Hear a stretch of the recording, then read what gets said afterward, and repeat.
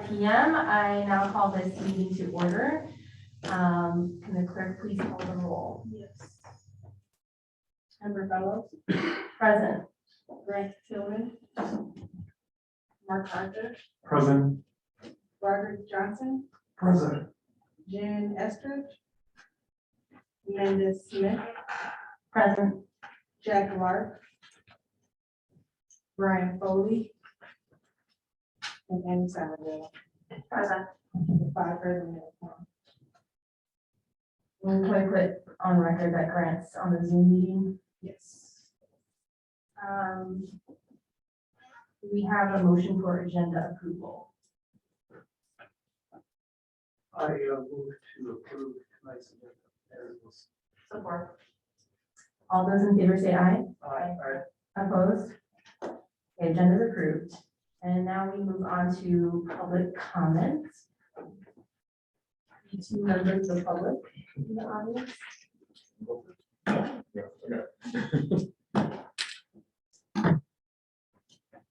Hello, thank you all for being here for a nice day.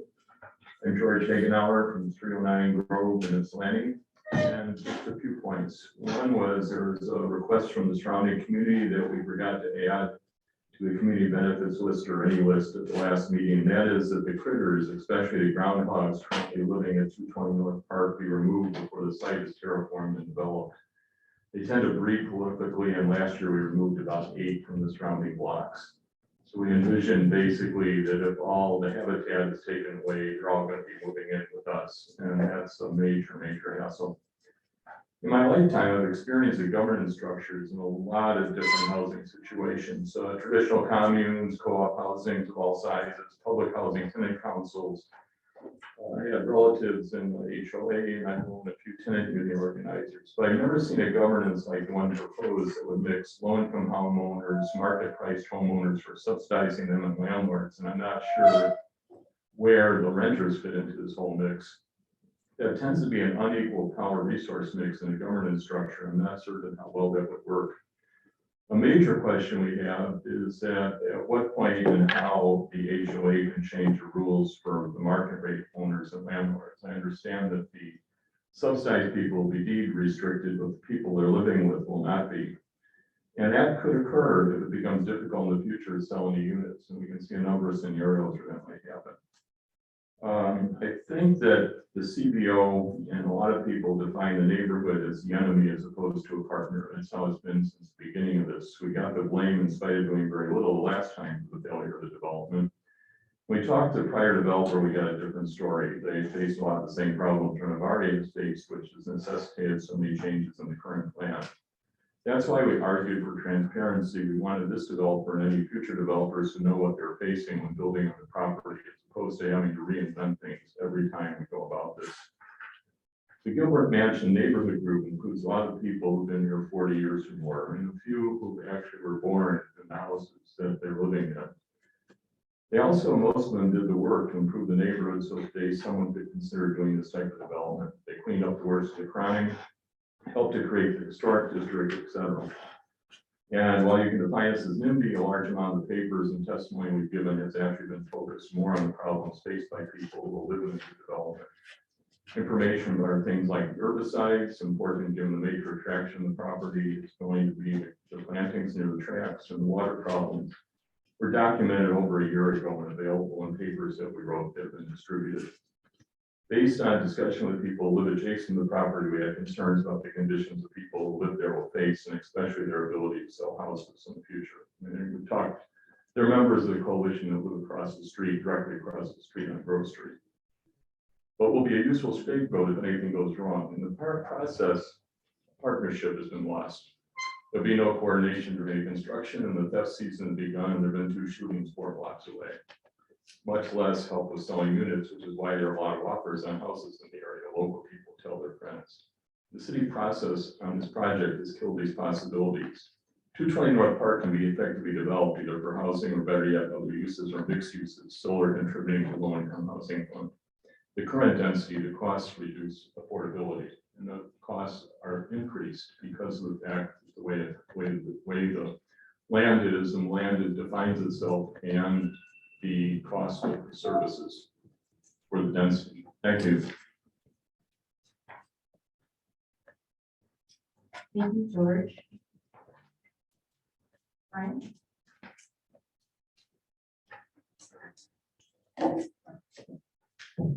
Hi, everybody. It's good to be here. It's been a long time. My name is Brian Geringer. I live at Sim House. I am one of the sort of somewhat primary members of the Ready Steering Committee. So I've had a lot of familiarity with the CBO and have regretted not being able to come to more of these meetings. But at least for my own sake, I just want to say to all of you on this committee that this is an extremely exciting thing that you all are doing, and I want to thank you all very much for doing what you're doing. It's been a long time coming. You know, we've seen sort of like residents and renters losing a lot of power in the last decade or so in Ipsy. So thank you, seriously. This is so awesome. And you know, Ipsy is a very like active city. I think the developers will benefit a lot from collaboration with residents. So I'm excited to see how that goes. And I just want to support some of the things that you all have been talking about in previous meetings. I think the idea of 100% owner occupied units is a really great idea. Having the city implement the right of first refusal is extremely crucial and important. Giving priority for lower income, long-time residents of Ipsy to these units, however possible, would be amazing. And then also I sort of want to bring some energy from some Ready meetings that happened some time ago, but just to share sort of the criticality of affordable housing to folks at Ready meetings. So that these were meetings attended by all sorts of people from the public, and affordable housing was basically always the #1 priority for almost everyone, every group, every discussion that was had. Affordable housing just came up over and over again. So, you know, among other things, having like as many units as possible at 40% AMI would be wonderful. I think the last thing I just want to sort of mention is I've just, I guess, been meditating on the sort of three-way relationship between the residents and renters, that's one, the developers, and then the city, sort of thinking about passing things like the right of first refusal. You know, the city in general has interest in the developers being happy, and because of the CBO, the developers have interest in the residents being happy. So I think, you know, for there to be a push for certain things from the city, from the residents, it's in the city's best interest to do things like that. Thank you all. Thank you, Brian. Is there anyone else that would like to give public comments at this time? One other person on Zoom. If you would like to make public comment, please raise your hand. No? Okay. Seeing none, that's all for public comment. Does anybody have any feedback?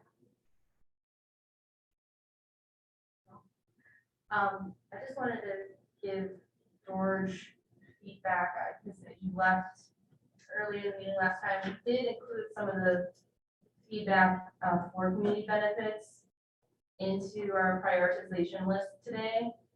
So we'll review that later. And also the issue you raised about the groundhogs, that's, I wonder if we can collaborate with the Humane Society or some other group to safely bring home families before development. That makes a lot of sense. And George also raised the issue of the HOA, and that's not really on our agenda today, but I'm interested in talking about that. So, is there anything else from the commission? Okay, seeing none, we'll move on to approving the minutes for May 4th. Do we have a motion to approve those minutes? I move to approve the minutes from May 4th, 2022. Or All those in favor, say aye. Aye. Opposed? Minutes are approved. Vernon? Okay, we're moving on to point B, which is centering Ypsilanti residents who are first-time home buyers. I see that, Joe, you printed off the memo from Pam Fish of the Fair Housing Center. Wasn't so much of a memo as it was just an email, but that's what I can get. Yeah, I talked to Pam as well. She did give us some contacts, which are not included in your email, but what I gathered from my conversation with her is that the conversation she had with their lawyer, it doesn't seem like this would be in conflict with any fair housing laws based on demographics of the city. And she encouraged us to hire a demographer to have that in writing. And she did say that speaking to the lawyer and the demographer has some costs associated with it. I told her we didn't have very many meetings left, but I think it's of importance for council moving forward to probably do that. So I think we should forward that recommendation to council when we forward other things to council, just that they should perhaps hire a demographer to just get that in writing. Does anybody have anything to discuss about this email? I'm just curious how like the timeline would work in terms of like getting that and then the finalization of our meetings. I don't know if staff or anyone knows what that could potentially look like in various scenarios. I do know that there are some people that do this work. The biggest problem that we will have is timing, flat out. Consultants are kind of hard to nail down and actually do the studies. It typically, I'm assuming, takes longer than 2 weeks.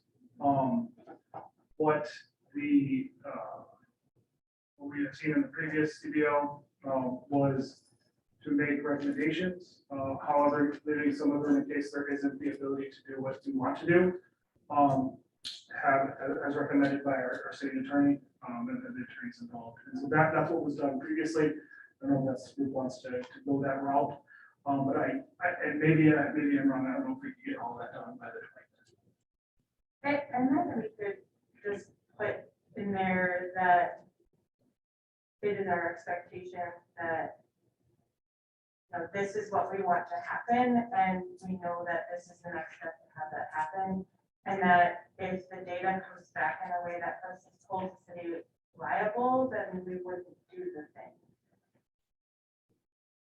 I don't think the data could come back that way, but so if it has to go beyond the 2 weeks. Well, I mean, this is, I don't imagine this piece has to be completed in 2 weeks because there's some time between now and reaching a development agreement. So the way that the other CBO has been processed was the CBO committee gave a list of recommendations to our city attorney. From there, the attorney drafted the best agreement that he thought it could meet legal muster, sent it back to the developer. We're almost through that process. Nothing has changed as far as the intent, but some of how we got there based on how to get the mission tax credits and funders of that development. There has to be some wiggle room as long as the intent is being met to the best ability. And I'll give you an example. One of the other things was that there had to be an AATA bus stop placed on the site.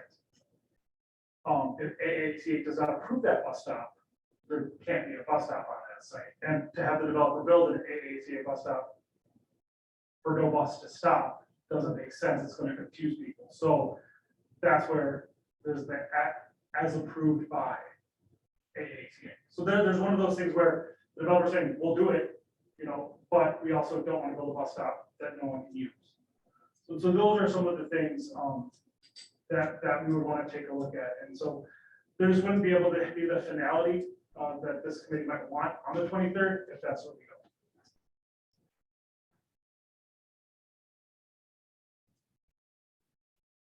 I'm personally comfortable with that. I thought that this was, a supplementary piece. It was just recommended by Pam Kish. I just want to put on record, she recommended Steve Dana Dane Law, who's associated with the Fair Housing Center, and Becky Tippett of Data Distilled, who's a demographer. Yeah. Yeah, I don't think we actually need to do this at all, but I'm fine if that's the direction we want to go in. But I would like to remain a priority of our committee. I don't necessarily think we absolutely need to have this done, but I guess that's fine. I don't think it needs to be done before we have our final set of benefits put together, because I don't really think it's necessary in order for us to go through with our plan. I would tend to support that. I don't think that the findings of Pam should limit us to not using that as one of our benefits. Certainly list that, but at that point, it would be the expectation of the city to follow up on that and do their due diligence as they normally would. So I don't know. Just in the city, how they legally go about the business, but we certainly have it as an expectation that people are not as Bill just said.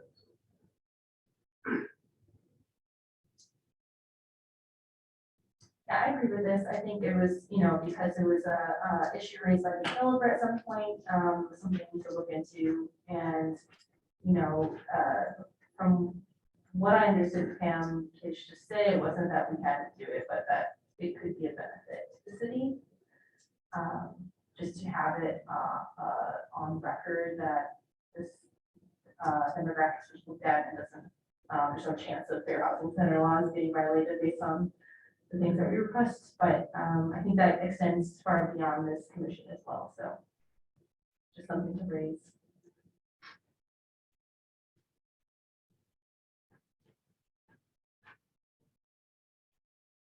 Anything else about that?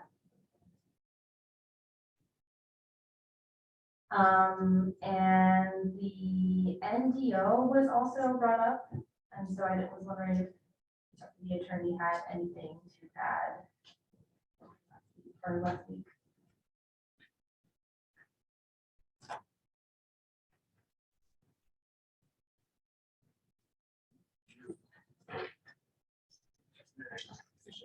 Yeah.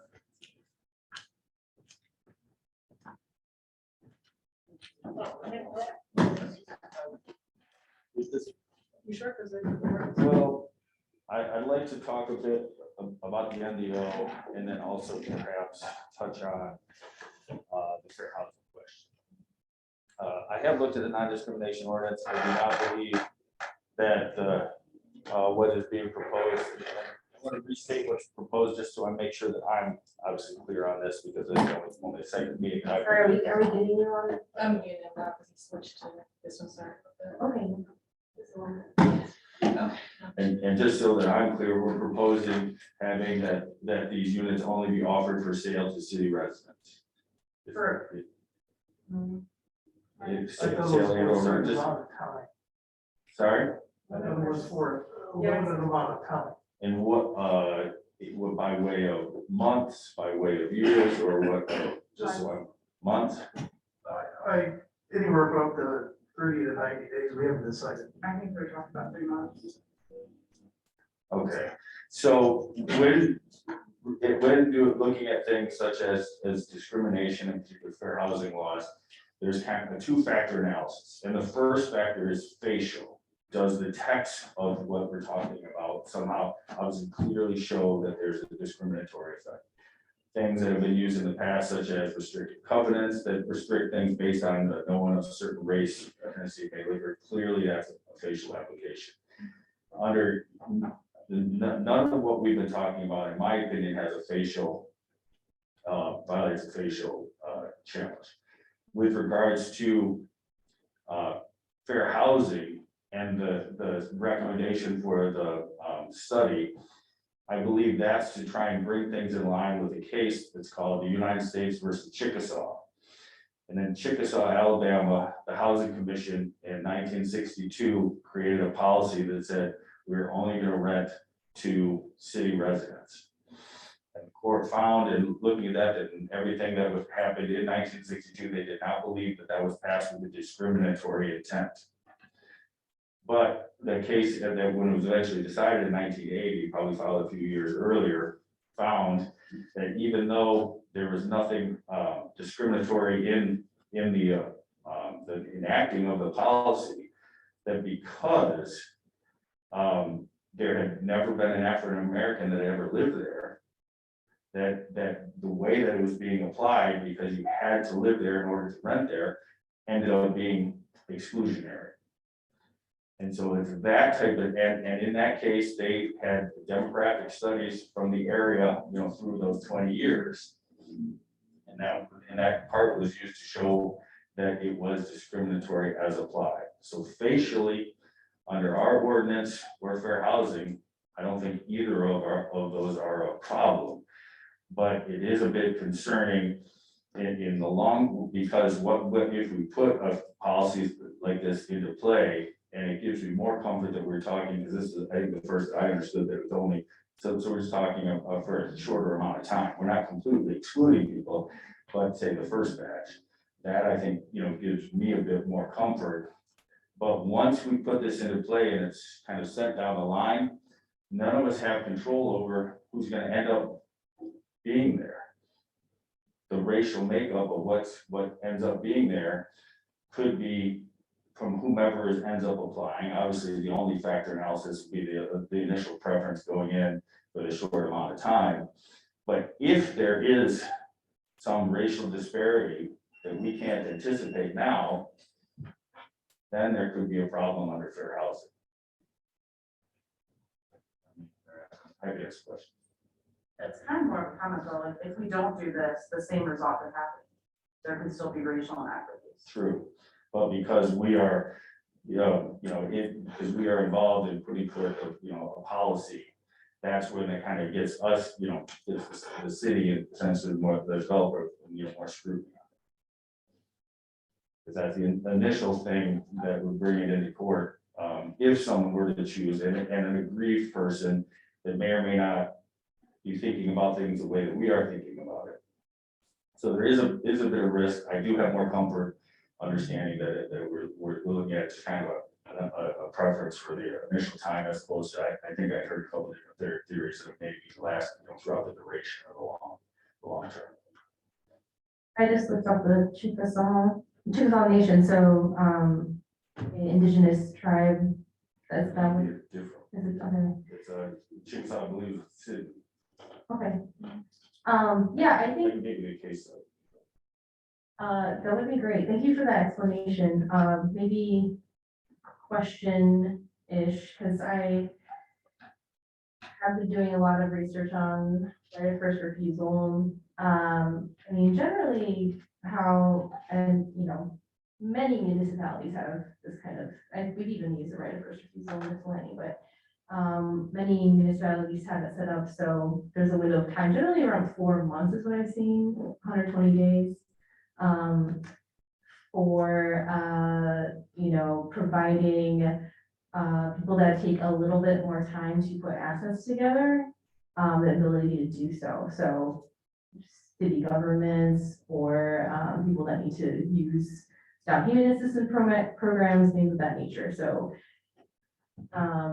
do you think that is going to be in conflict with any of our local or city or federal ordinances? So I want to make sure I'm very clear on the premise, because you mentioned right of first refusal. How are we anticipating, what's the scope of that? Because typically in a right of first refusal that I'm familiar with, let's say that maybe you're renting somewhere, and as part of that rental agreement, there's a contract that if the owner were to offer it for sale or to receive an offer that they might not even solicit, that the tenant has a contractual right to match that offer.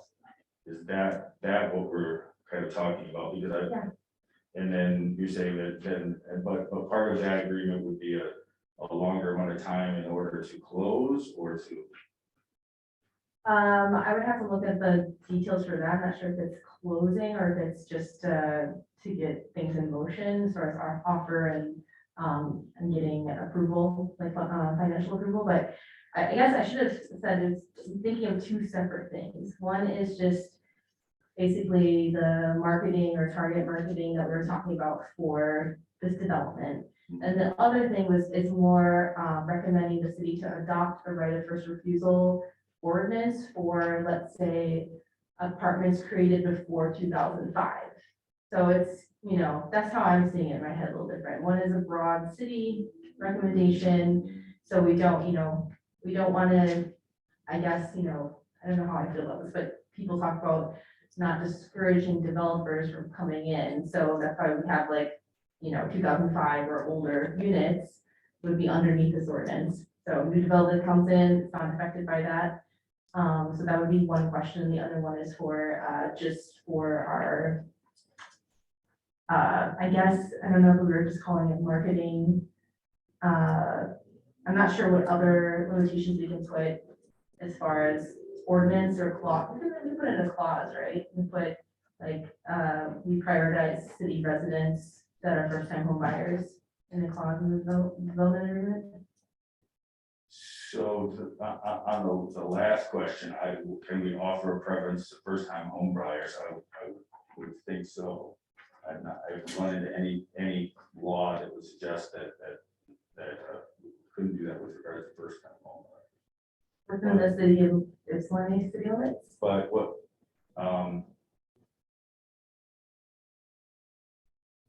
it gets back, I guess, to the concern that it brings somewhat, you know, we anything that we say we're limited to the city because it brings it under that similar authority to the Chickasaw case is going to be scrutinized. And in part, there is a risk in that, you know, and so in minimizing risk, it would be, you know, a legal opinion to not have anything that sounds close to being saying, we're saying, you know, just for the city. Is there a reason to do that? I mean, well, it creates more risk to have anything where it says, with regards to your right to be able to buy this property, the city has some control over it now, that you have to be in the city.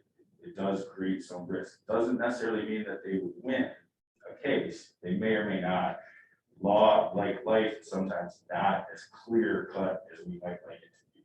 So I don't find that it's that authority says it's completely illegal. I don't find authority that says that it's, you know, on either side. But it does create some risk.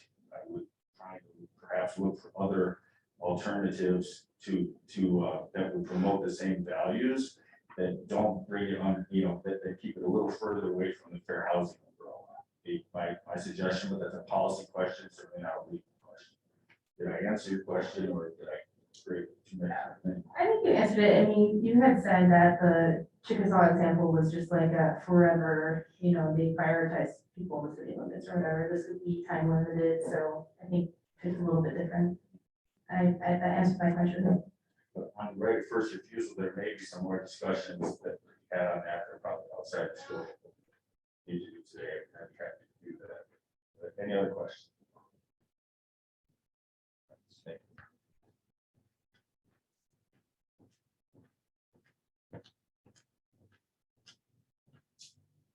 you. Any other discussion on the NDO or the wish of this body to prioritize city residents, the first time homeowners? Are we drafting the renter into that? No. I still very much prioritize city residents who are renters for one house. Unrelated, last time, this guest did not get a chance to see commercial system. We did add a public comment at the end of our agenda to avoid that. Should be that now.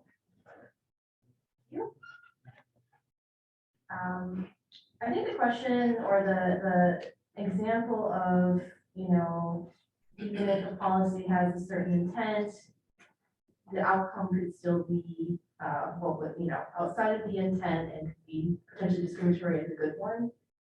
I think that's what is discussed within disparate impact and unintended consequences that, policymakers maybe didn't see could happen. There's nothing we can do about it today in this body, but that's why I feel strongly about affirmative action, where we don't have affirmative action, so we can actually just target groups that are historically underrepresented and historically marginalized in this way, and just say this group can have first dibs. But we don't have that, so we're trying to find workarounds.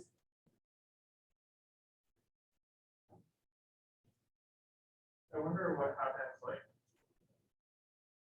if this wasn't in place, like, market value dictates who gets the house, right? Like, bidding war, et cetera. Does this include, if this was in place, is there language or something that happens about, two city of Ypsilanti residents bidding on the same property? Does that make sense? Does that question make sense? Would there be a bidding war between two Ypsilanti residents, or would it just feel like this person, My understanding is the affordable attainable units are set price, so there's no bidding war. This would just, if we didn't have this policy, then it would be whoever could get the down payment and financial. Oh, together. sorry, I misunderstood. I thought some of the right of was also going to the market rate, so I thought you guys. Sorry, I probably said that confusingly. I was asking about two separate things, like right of first refusal more for a broad city policy, so that, basically there's a longer period for renters and people that live in structures to either get a third party, like a nonprofit involved or a city, to assist them in buying the property first within a certain window. So we should just eliminate the term right of first refusal. That be first choice. Or a better legal way to say what we're getting at. I'm not sure exactly what would be right of first refusal.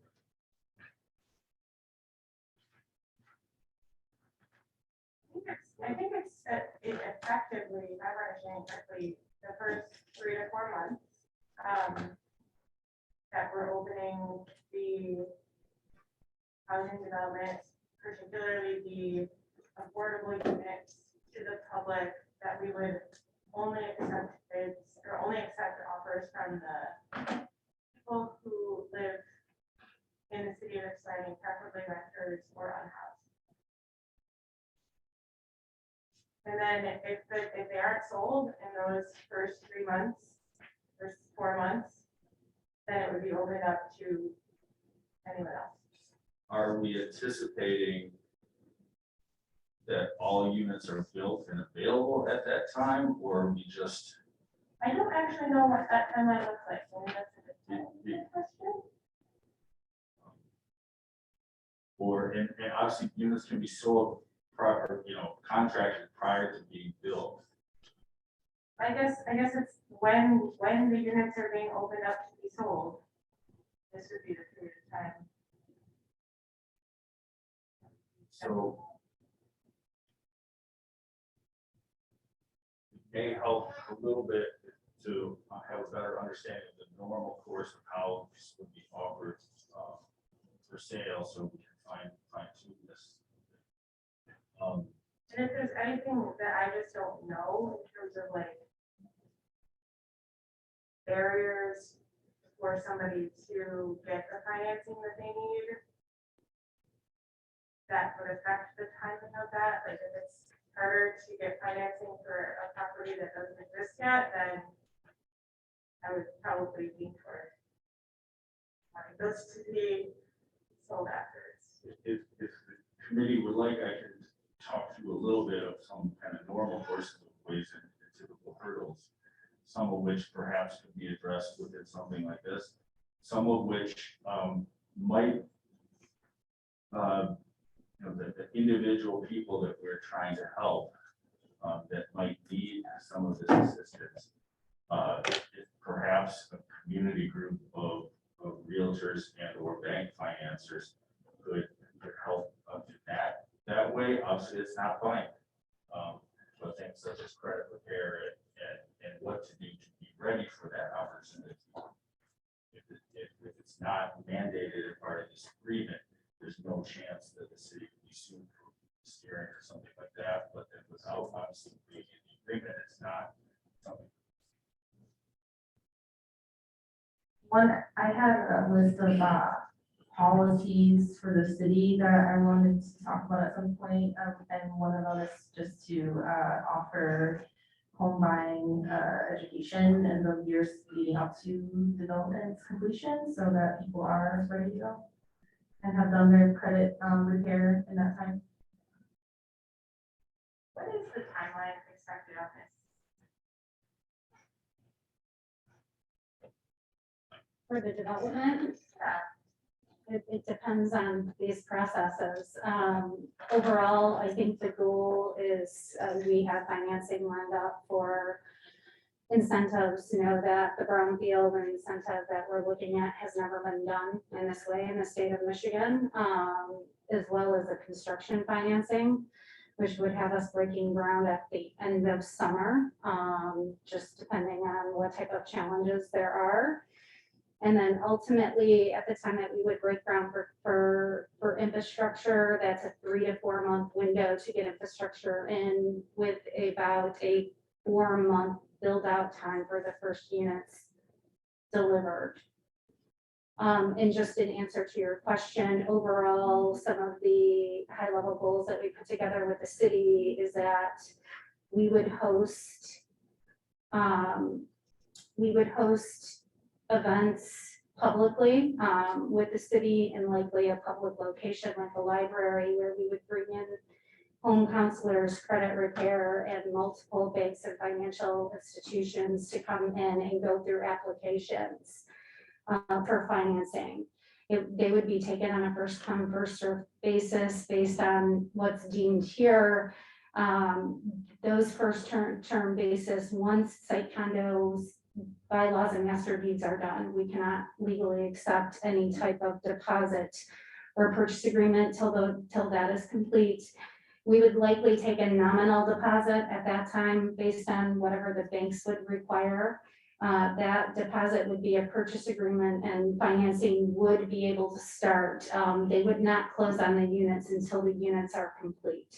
That's the $100 deposit or $1,000 deposit. It is as little as we can, whatever the financing requires for the incentive. So if it can be as little as 100, we would accept that. And generally the maximum is 1,000 is where we see the spread. I recommend also that Explain Community Schools would be an excellent partner for getting word out to our community. I mean, our overall goal is to put it through, obviously, the entire public process through the city as far as engagement, but we can refine that to whatever organizations make sense.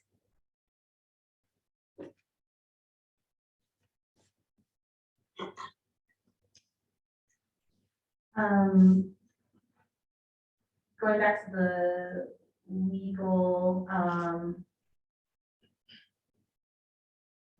stuff. So I talked about the neighborhood enterprise zone the last 2 meetings, and I do have that pulled up.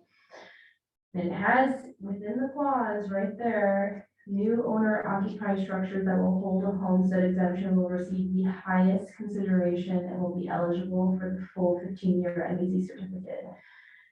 Obviously, NBC is a different thing, but to me, this says that we can absolutely do something very similar, one sentence that says, you know, city of Ipsy residents that are first-time home buyers or whatever, currently renters, will be given the highest consideration and will be eligible in this time frame.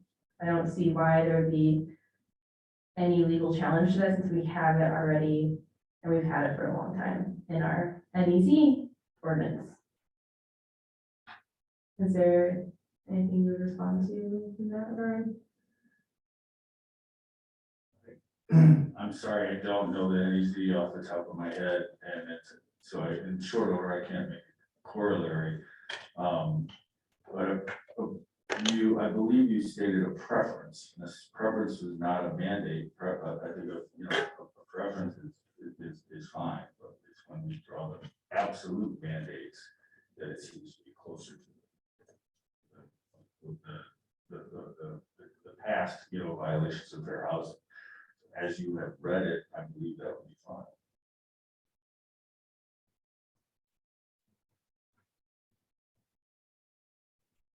Anything else on the NDO? Legal question? Okay, so we talked about right of first refusal a little bit, and then, the housing trust a little bit, and I just wanted to marry those two things together, because if we, as a body, do recommend, that the purchase price of 220 North Park, which is $250,000, right, goes to the housing trust fund, we can also possibly add the stipulation that those funds be used for a set criteria, either, buying, I guess, what is it, foreclosed properties that are by the county, like we did with the North Washington development, or something like assisting with right of first refusal. So if there's a bill or some other rental unit being sold and it falls under the right of first refusal ordinance, then the city could assist those tenants in purchasing the building, at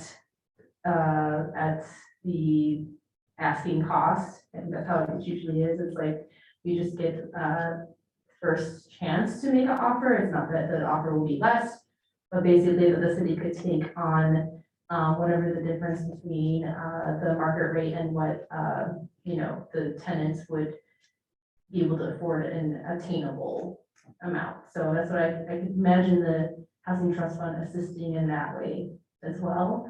So I just wanted to bring that to the committee because we've talked about both things a little bit.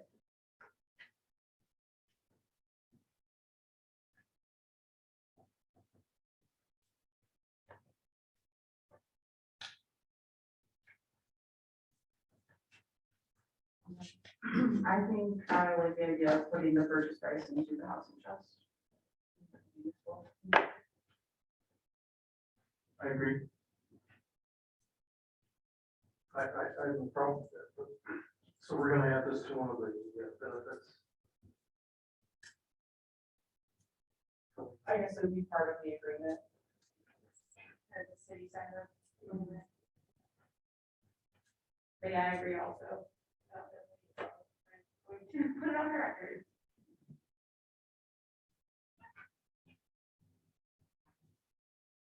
Anything else about that?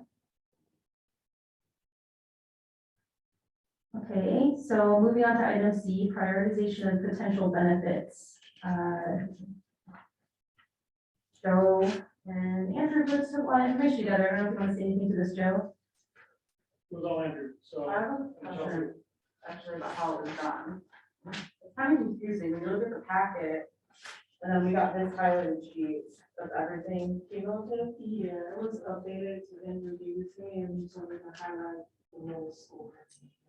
So it's just Okay. So the single sheet of paper is the most current. Yes. most Okay. So thinking the fact that you guys already have one, but this is. Okay, I've looked at everybody's individual school. But summarized here, so the cover sheet for the first page is very good. Okay. The one downloaded from the email, this has more highlights, I guess it's the top. Well, it's the top two are My list shows the top percentages. Or maybe you can explain it so that we're all on the same page here. I don't know if you can read this back there. The one that was, had like the top 5 in that first category that had 18 picks in the category, I think is what you're referring to. But it was also a little bit flawed, because one of the numbers like filled it out differently than everybody else did. And it looks like that's been corrected. Yes. And I assume that was a comment for when you had numbers on the far right. That's one of the members. Put different numbers in, I think that was still a comment for.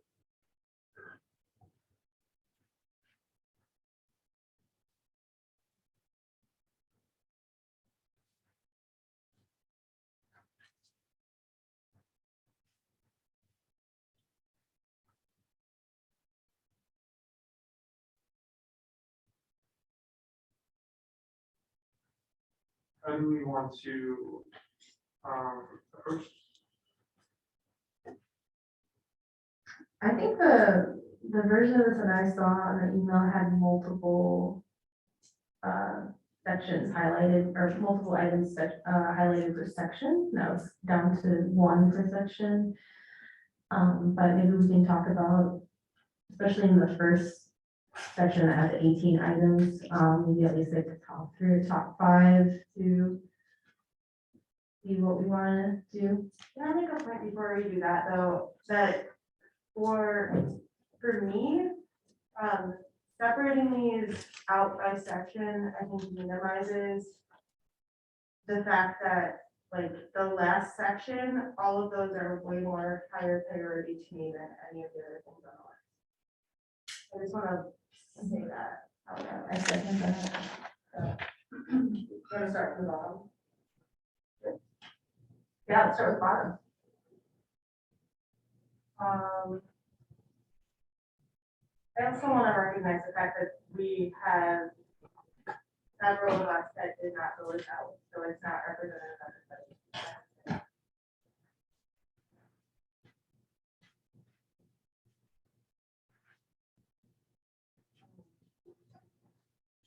Okay, I mean, I think my top issue in this section that I want to like kind of leave with is just the limiting, for the first like window, to prioritize current residents or people who are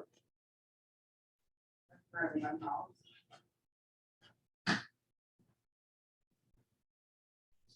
And then I also, on to the first 3, I feel kind of equally.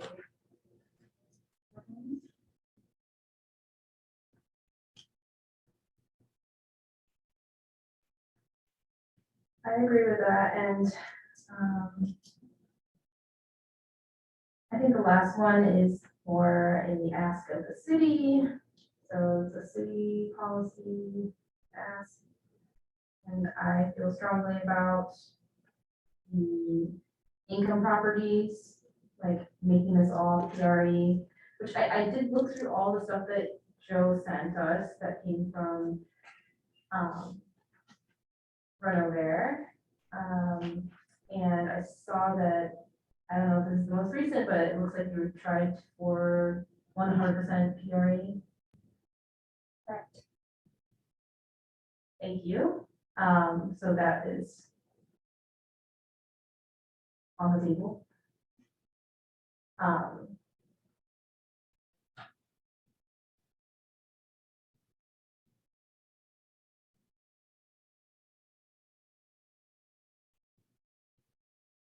Can I ask you a question with staff?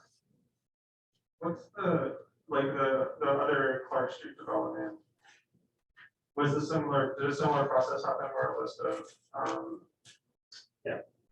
and then it gets discussed with the developer, or like, how did that? So the developer was at the table for all the meetings. Sometimes he was on there depending on how many people we had. But the discussion more happened with the developer. So it's been a little bit different. However, the developer, whenever there was something, depending on what it was, if he could meet that, he said, that's no problem. Sometimes he had to go back to make sure that his funders would allow for it. And sometimes there was just you can't, like, the way Mishta, so this is completely different, the Mishta tax credits were, there was no way he could spend Mishta tax credits off-site. So creating a train station was not possible. Thank you. So just to be clear, we have built in the agenda later to discuss co-op code discussion with all version of art, so. we'll find that similar Conversation. In this list, in my targeting list, like, there's two options, the cottage attainable and the duplex attainable. I guess we see images, when we first started this process, there were three different things. Row houses, cottages, and duplexes. What happened to the row houses? Row houses, I think they're called duplexes in that model. There was a single story 450 square foot unit. However, based on all the input, and I'm sorry, just to speak, based on all the input that was gotten, people were very concerned about the price per square foot of those because the bulk of the pricing is in the infrastructure on those. We decided that instead of talking about the price per square foot on that, we would just get all two-story homes because that's what we felt the community was more angry about, the higher cost of the one story. So the cottage attainable are two-story, 950 square foot. Correct. The cottages, the detached row, we just changed that because it is more reflective of your current ordinance and accepted in that. And that's 1,000 square feet? Yes. So it was originally 900 and we were able to work with the footprint and just get it up a little bit in square footage. It's 1,000 square feet and that is what's submitted in the PUD application right now. On that same, are the cottages, which are, I think, 1,000. They're the same size as duplexes and the townhouses. The duplexes and the townhome are the same footprint. They're 1,200 square feet. And the only difference is obviously on the townhomes, there's a 5-pad and a 3-pad, but it is the same footprint as the duplex. They're 600 per floor then? Yes. I saw a figure in there, 285,000. What did that refer to? Getting every single home or? That's our build cost per unit, because, you know, I think there was a misunderstanding. We are buying down the construction of all of the units that we're offering for sale and obviously doing a deeper dive on the affordable units.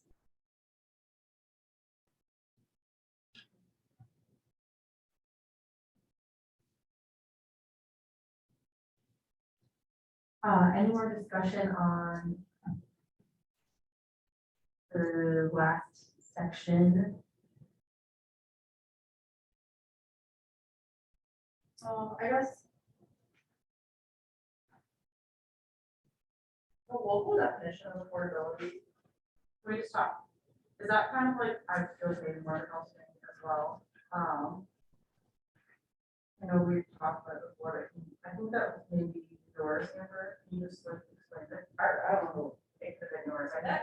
That might be, was what I, the point that I've been making, like, Trying to find what we feel. I think that the point is that there is no data on the local definition of affordability. It's not that it exists, but we know that there's a disparity between what is affordable to people who actually live in Ipsy and people who live in Washington County, because we're surrounded by wealthier neighborhoods. Because of that, the first meeting that we had, we talked about making sure that we're having some of the units set aside for 40% area median income, knowing that we have to use those Washington County numbers. And when I saw that drop last time, I was concerned because I thought that was the purpose of the 40% was to mitigate for that disparity of local versus area I don't know if it fully mitigates, I don't know that it fixes the issue entirely, but it made me feel a little bit better about it. What makes you feel better? I'm sorry, I missed it. That including some units that are 40% AMI, showing that true AMI for our residents, like knowing that that might still be 80% AMI for like our actual local AMI. I don't know if this can be answered here, but so at some point in the last like 6 months, I was talking to somebody, about, I guess, through HUD, you can get kind of like a specialized AMI for communities. Like particularly like situations like we're implementing in Washington County, and we're disproportionately thrown into the numbers here. Is that right? Have you ever heard that? I haven't, Shannon probably knows more than I do. You would have to do a census tract recalculation and go through, it's a pretty extensive process. An easier solution might just be make an affordability ordinance that sets our AMI. We do that for the, it's called, what is it, something living wage ordinance, the, Oh, the livable, but the county has their livable wage. even the city has a, what is it called? It's like higher than livable wage. Yeah. Joe, do you remember? Ours is just a living wage. It's called something else. I always talk about it all the time. There's two different things, there's the living wage ordinance. Prevailing wage. Prevailing wage is Davis Bacon, which is federal government. So that is a, That's a work standard yeah, for trades and construction and prevailing wage. It's a job certification number. It's a living wage ordinance. yeah, we have a living wage ordinance, but then there's the prevailing wage, which is, That's it. everyone talks about it. Construction, yeah. But I like that. That would be another ask for the city. Yeah, and I think it is crucial in future developments, is like, well, these are the standards we have, so it's not a guessing game. Would it be stronger probably to do the HUD thing? Probably, but I think for now, that would be a good recommendation, is just to create a affordability ordinance that matches our city's actual income. Yeah, I think maybe we could also define what, like, both affordability, but also like, in the future, I think with this development in particular, there's been a lot of fluctuation with saying that this is an affordable housing development, but it's actually not. So making sure we're using with the appropriate language, like attainable workforce versus affordable.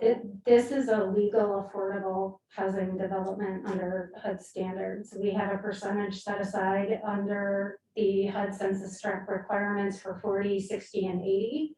I would just say for 40%, there's limited, if you go to HUD, you know, there's not a lot of people in the 40% AMI, obviously, that fit within homeownership versus what you've got set aside for LIHTC and other incomes coming in. So think about what is your 40% AMI household, especially if the majority of your residents are single, and how much can they afford? And does that housing stock exist? Yeah, I guess that's why I think maybe a definition for like attainable workforce makes sense. Like in addition to the. Affordable. Going back to what you were saying, Amanda, about, you know, the 40% as our workaround right now. Yeah, I did see that, you all added 2 units at 40%, which I'm glad that was, you know, thought through and, put forth as an option. I definitely would love to see more at 40%, if possible, and if not more at 40%, then just more on the affordable side, period.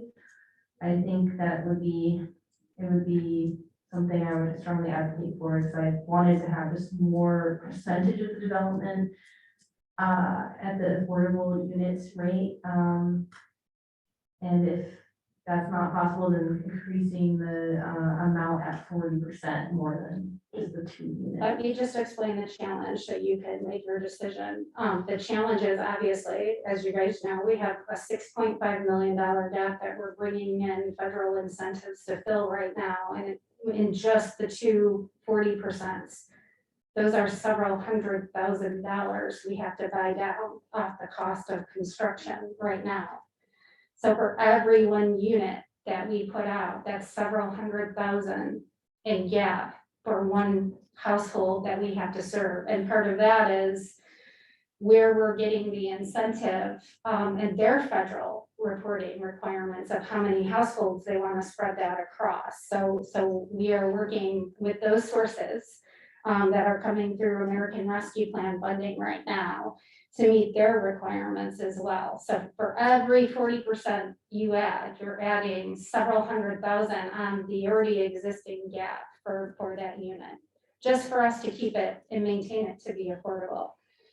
We've done a deeper dive originally from the 120 that mostly everything is under 80 and 60%. So by definition, even though it's so hard to see where home prices are, we are actually moved from that attainable, at least on that, to the affordable side. So that is the challenge that we have right now.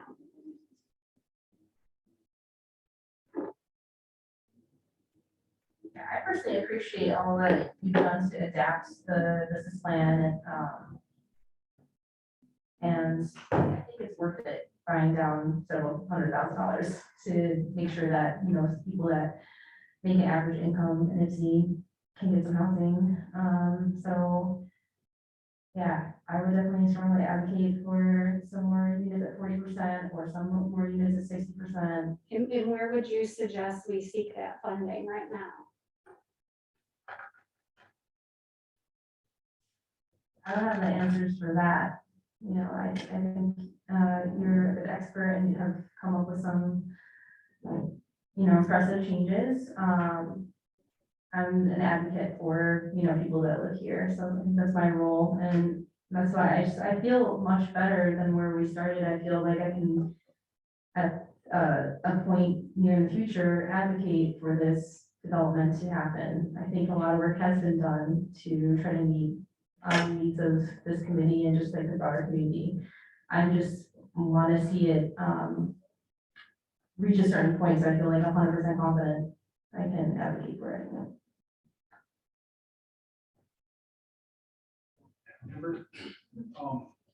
In talking to the developer, there is one way for us to actually buy down more units.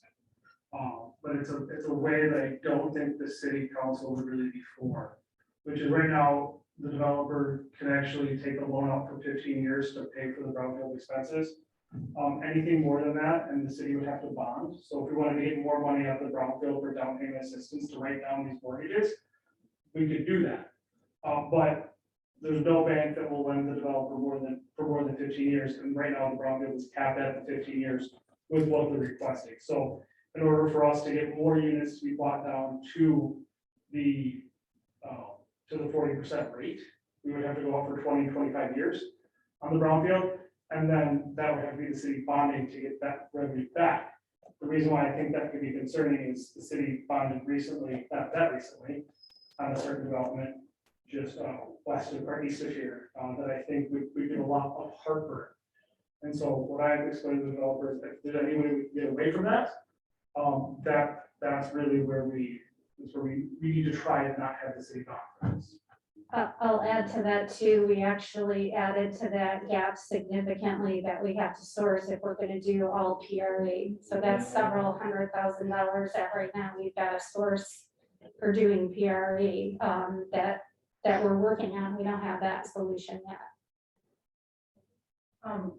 Joe, would it be possible, rather than what you just explained, could city council, I guess this is gonna maybe sound silly, could city council put in money to buy down?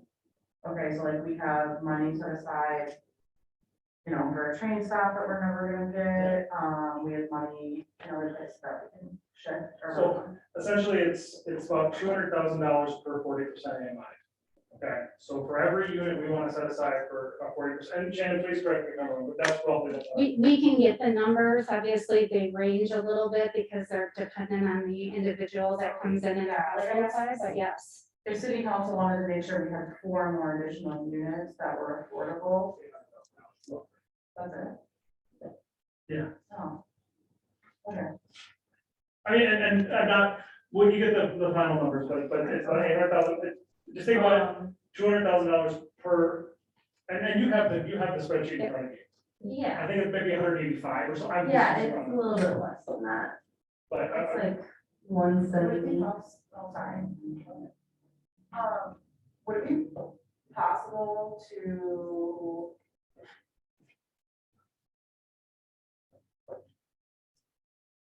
If city council of this became part of the agreement, city council agreed to it, would we be able to put additional restrictions on, like, say it's full, like we buy down 4 units, would we be able to put additional restrictions, like say, the applicants may, like, need to have like a prior, like, cannabis conviction or something to qualify for the property?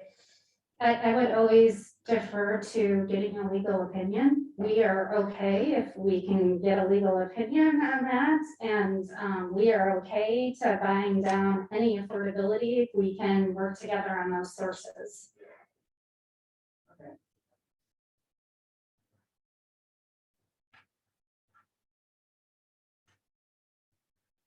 can I ask a question that kind of goes, all that, was the information I provided useful for everyone, or was it too much? I Okay. think this is very helpful. Okay. Just wanted to make sure, because we've been, for lack of a better, busting our ass to try to get you everything I think that you possibly could request.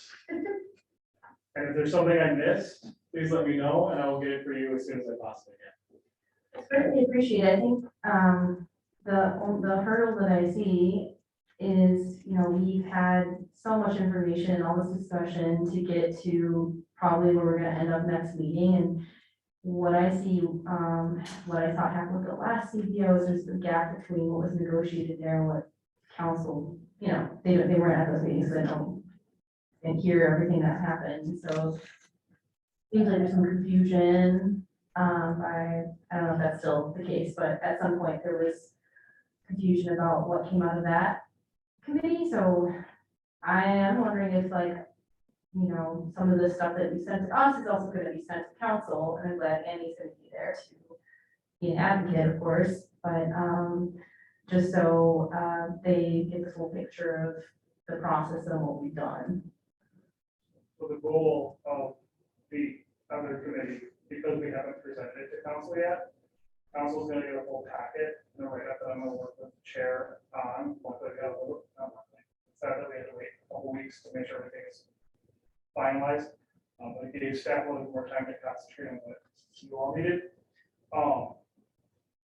There are, we're full packet on what was discussed and everything. And so, problem with this packet, all of a sudden, I think there's several hundred pages worth of documents in there.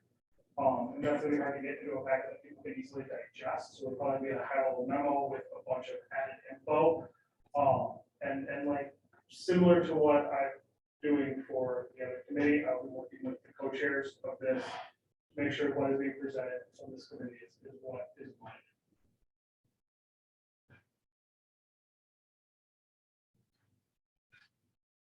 I just want to add to that, so I'm sorry to add, but it may resolve some of the challenges that you brought up. We're exploring, Mishta does have an employer assisted match fund that we are scheduling a meeting on, and I don't know if the city is an employer, what that would look like. We're exploring that, and we have heard Eastern and a couple other local businesses participate, so there may be an opportunity to leverage that into more down payment assistance fund to kind of work through what you want to keep it local.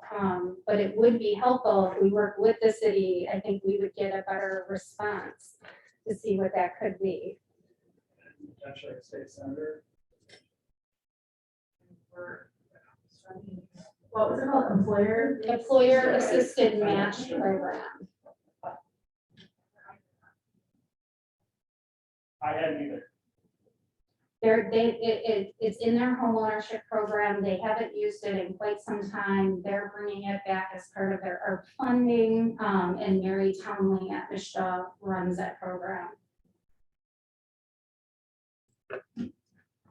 If you just didn't explain whether YCS could participate, something like that, with any of the funds that they have,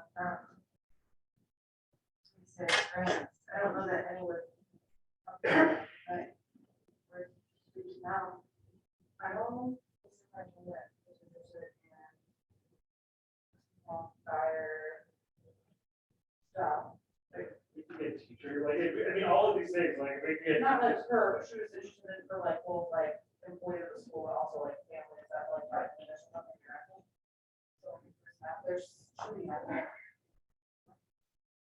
The city of Ypsilanti also had, or was it a partnership between EMU at some point to get professors to buy within the city limits? It was EMU and Washington County, to the Eastern Leaders Program. They still have that $7,500 employer match.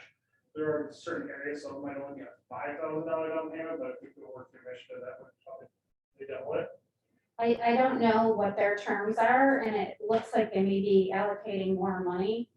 Same thing, it may be if, reaching out to employers with a city direct, we're seeing that sometimes they'll extend or raise the amount of these existing programs, especially if there's a partnership, so. Do, for the EMU, aspect of it, is that for like, just like tenured faculty, or is it for like, what's it for everybody who, like, what, part-time lecturers? Right now, with anyone who works for the university, the only people I know these are just employees.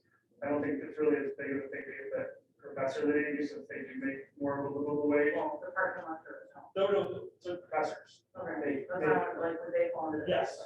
Okay. Yes. The only people I know to do it are not professors. Okay. I know some professors that used it. I just don't know them, so. There was issues with it though, and so maybe we're through Michigan, because it can't come in as a down payment, that's coming in another, so it was weird thing that that's a workshop. Quite understand. This is a question for, I guess, staff. Have you, has the city at all, like, approached you, like, particularly, like, the game above area about maybe getting involved in a partnership with this project? Well, we tried, they didn't feel like it was a good fit. Okay. I'm aware that it's interesting. How long ago was that? Months. It might be worth circling back, especially with the foundation, because I believe the foundation's having ongoing conversations about expanding those programs. Okay, I would be interested maybe, like, in setting up a meeting sometime in the next 2 weeks. Yes. Yes.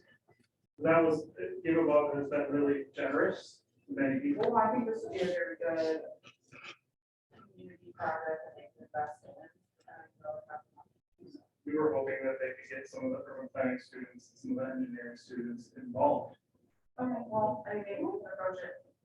Give Above is a foundation run by a bunch of former EMU alumni. It's actually run out of Florida, but they have an office at Back Office Studio.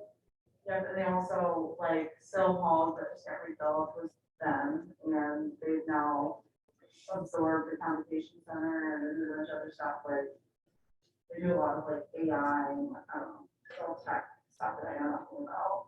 But I think that this might be a community, they're also interested in investing more locally in the community, so, we could maybe, I guess, one person I recommend that we ask to be involved in our conversation would be Becky, from Being Engaged.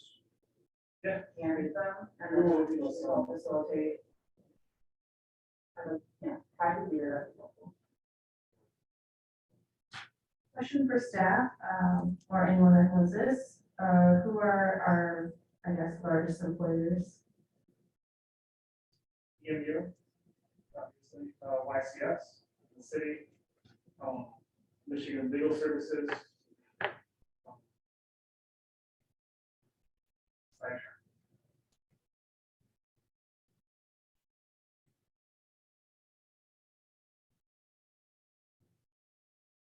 Yeah. Oh, sorry, March Day. Freshman. What about, they left straight up like that? It's a very small, Bunch of cars parked. it's just a logistics facility, so Yeah, there's just a lot of cars there. there are. But I don't think anyone's from that place. We also, I'd be curious, if the DDA would have any interest in trying to like have like a specialized like DDA program, try to get like, and I don't know, I'm sorry, I'm putting you on the spot. I don't know if it's ever been talked about, but I feel like it's a unique path towards buying down some of the costs.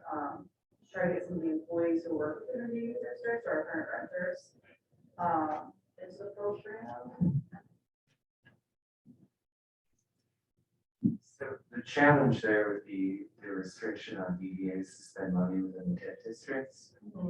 If the proposal is to make it more affordable by helping those who work within the TIF districts or maybe own property or businesses within the TIF district, they couldn't spend money outside of it in support of those same people within it. So that would be the challenge, is any site, if you're talking about major employers like production, manufacturing, distribution, that's outside of the TIF district, or this development outside of the TIF district.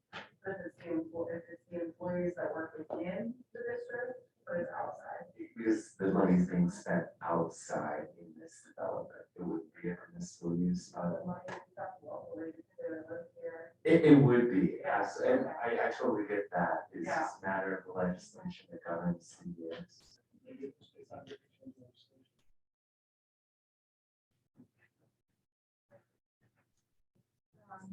Just wanna check in, so like this combo also, I wanna get to the weeds of stuff outside of what we were prioritizing.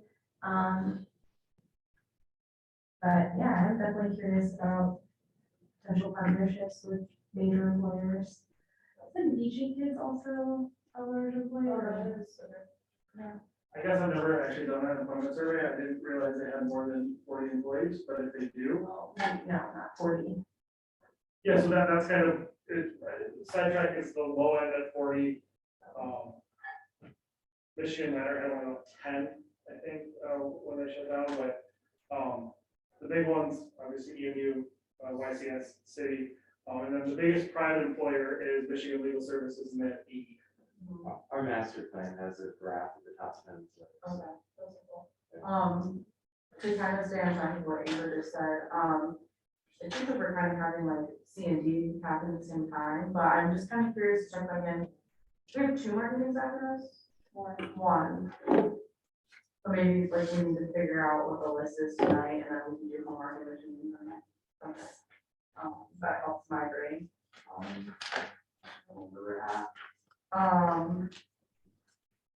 So do we want to put these top 3 in the bottom section on our list for sure, and then the citywide ban on short-term rentals in like our city council policy list? I guess then we also need to put the definition also in city council.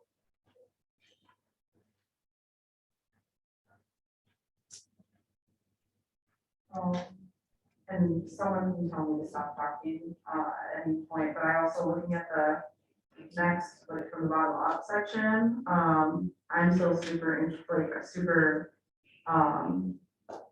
in the minimal HOA governance. And I think the one right below it kind of falls into that too. So, You're not talking about yard signs. I'm talking about like not limiting public expression within the HOA. So allowing yard That's signs. the same thing, though. Well, city laws called close yard signs. But HOAs can ban that, they do in many. The request is that this HOA would not be policing the members or, you know, as there would be as little as possible policing of members from the HOA, and that the purpose of the HOA would be, you know, the other aspects that. Aren't those 3 then, the minimal governance, the allowing yard signs under the HOA and input requested, aren't those? They kind of go hand in hand. I would be interested in talking about HOA stuff for 5 minutes, 10 minutes, a little bit. Committee is okay with that. I just have the least familiarity with what interventions can come with HOA because it seems like this intermediary government. And so one of the things George Hagenauer brought up was, can the HOA change the rules for market rate owners? Or, I mean, the HOA can change any rules, correct? Not if it's in a covenant. So any long-standing deed restrictions will be built into the covenants. There's some limitations to what can be built out, but we have to propose it in the legal structure. So in the master deed and bylaws, as we look at affordability and things that should not be changed through public input, we've got to build that out accordingly. Otherwise, it is a public and, it's a public board, they're voted, they can make changes, they can make amendments to the master deed and bylaw if it's not carved out. Oh, they can make it change the deed. They can't make changes to the deed. Okay. That they cannot have, just in the bylaws.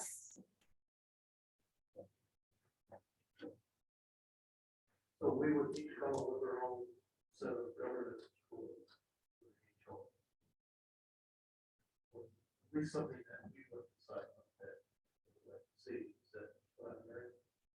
Well, or we can discuss and, propose some ideas, I think, because it's its own public intermediary government, like can change rules probably, that's why I'm unsure about the interventions that we're able to do besides just request, like the original bylaws are set up in a certain way. I don't know if the city attorney has any information on that, or, Shannon?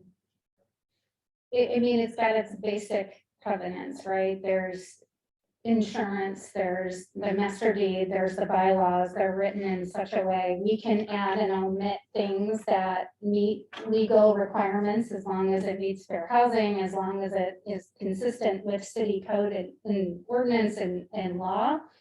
And that it's those limitations, and the obviously no one on the board can make those legal changes to that structure, but if there is changing the paint color, changing where the garbage picks up, there is a board of homeowners, there is a voting system and there is a process of how they can make decisions. We could probably get you a sample, or if you want to talk to a condo attorney separately, if there are specific questions, or we can even, we're comfortable with how that's arranged and, making agreement that the city approve that as part of our development agreement with your stipulations. Obviously, the city would have final approval on that structure.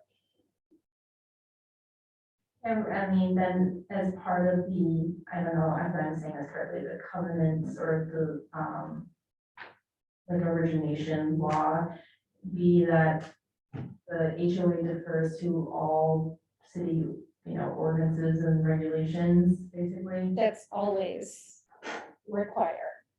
But yes, to not add additional requirements on top of all of our normal ordinances. Yeah, we can do that. Obviously, you have to think about, is there anything regarding parking or exteriors, or we can add those or omit those as needed. If you want it just basic, that it follows protocol for overseeing the yearly budget, make sure that there's a management, there's a loan loss reserve, there's insurance standards. I mean, that's just the basics of what an association covers. Obviously, the common elements within the community. And there's no further stipulation. That's okay. Well, we certainly have to have a number, we do have a minimum number of affordable unit people on that board. We can do that as well. I mean, our conversations with the condo attorney felt that it may be better to break those into two different associations, just so there's no issues, because obviously the affordable side and the market rate side are gonna have different objectives, completely, and different needs there. We can do it either way. We are not opposed to either setup. Does your sample sheet reflect that? So I created a sample sheet to give you an understanding of how an HOA budget would work. And I consulted with the developer, it does not break it out into two, because it just depends on what this board wants. The developer has proposed that as an option, however, the numbers wouldn't change, right? So the way I've broken it out, would be, let's say 10% of the costs would go to one side, and then, 10% of the costs go to the other side, based on, if you have a single family home that are not getting landscaping or snow plowing, and in your HOA, your fees are gonna be far less, and you're gonna have far less need for that maintenance. So, I would say that even though that's not broken up into two separate HOAs, it can be, it does not have to be. It was an idea from the condo attorney, depending on what this group wants. I appreciated this example. I could see the townhouse owners not liking this breakdown of costs, but I would probably be in support of it. But I think the cost breakdown per unit could be put into the, I don't know this, Shannon. Could the breakdown of cost be put 10, 20, or 80? Yeah, we can break out those. It's just how we finish the lot lines, and the common elements for each unit. And, obviously our goal is to put the majority of the common elements that are gonna take on the fees into the market rate side to alleviate that cost burden. What's gonna be deemed common in the affordable side is actually the common walls, some of the infrastructure. We've gotten really creative, so it's not carrying that cost. But yes, we can break that out. So is the annual HOA dues for one of the affordable units $80? Our goal is to keep it to 80 or 100 or less. I mean, obviously, for us, meeting income targets and getting that to as close to zero and carry it on the other side is the overall goal. And it's gonna be necessary for us. But these were all samples based on kind of, my mom's kind of, I took kind of what the insurance costs were, I took what the following costs were. It's a little bit smaller of a size development, but it's more units. And so I kind of used some of those things also. It's not in northern Michigan, so there's not snow falling quite as much as they have out there. So like, this is just a sample because the fees will actually be broken out by cost. The actual cost, which we can't determine now. But I didn't think any of these were unreasonable. And the biggest cost generally is insurance and liability. And in new construction, we have a loan loss reserve that the association is required to maintain. So it's all dependent on those final common elements and what we put in there. Those are things that can increase the liability insurance.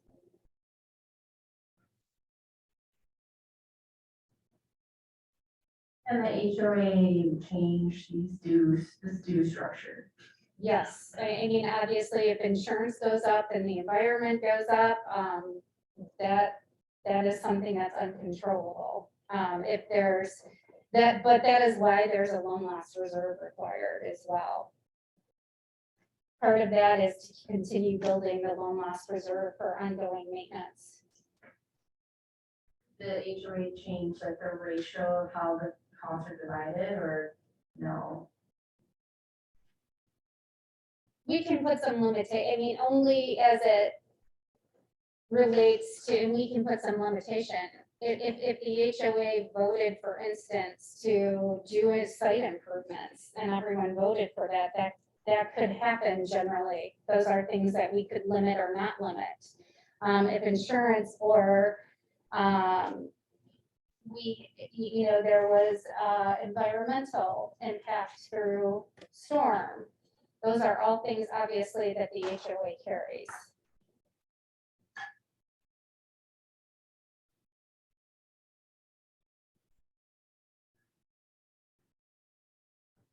What I almost said, and then what I'm gonna say now is the more amenities this development has, the more it's going to cost to insure and maintain.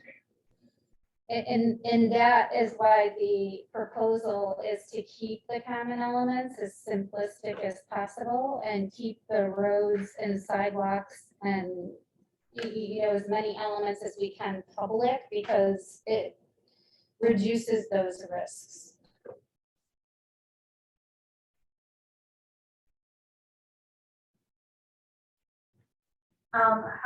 What is the mechanism for limiting the HOA from doing any of these things? It's written directly in the bylaws, for instance, you can put in there what the association does not have the right to do, or vote on per se. But then could the members in the future vote to change those bylaws? I need to get the pathway, there is a way that we can restrict them. There's limitations, we can restrict them from being able to vote on, and I will get that language from our condo attorney. You're welcome.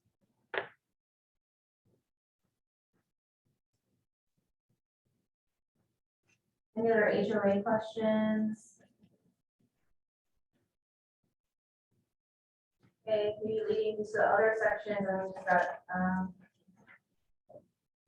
review of keeping, site items minimal. So, I don't know if that informs the rest of our items here. Water runoff solutions. And sound barriers. I get the impression that these are pretty much taken care of in the plan. Yeah. Also, the windows are good windows, like, described in the last meeting, that is a pretty good sound barrier. I mean, I expect the idea of including trees, if there's trees to be planted. There are, but there's a list of the trees that are identified in the, So everything is detailed out in the PUD, and we broke out above and beyond, just so you know, these are all going to be Energy Star rated, high performance. I provided specs, Mark, of the double pane wood windows, very high quality, and we do have a buffer system beyond the rail that includes native species. And beyond that, you'll see that we have an additional landscaping plan above and beyond all of those items of an additional 264,000 of native species, rain gardens, additional trees that we've broken out for you. Not only in that buffer, but will be included in the natural pathways and walkways in each park. So we tried to break out the additionals above and beyond what's back along that. In the information that we circulated. And as we said, we broke that out, but there's additional information on just the required street trees that are not there, and all of those are listed on the PUD. Are the trees and other, things being planted, are going to be native? Yes, and we have them listed out with the specific information. Not only that, you'll see like the walkways are all natural, we have natural pathways, benches, and we try to itemize that specifically. I also might add that this is actually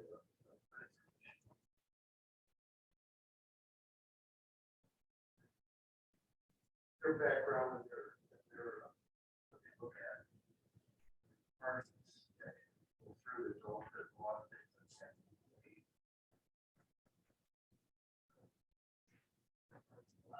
Trees, things like that. I personally would trust it. If I have the issues, I can just go away. I don't know if we got expertise in it.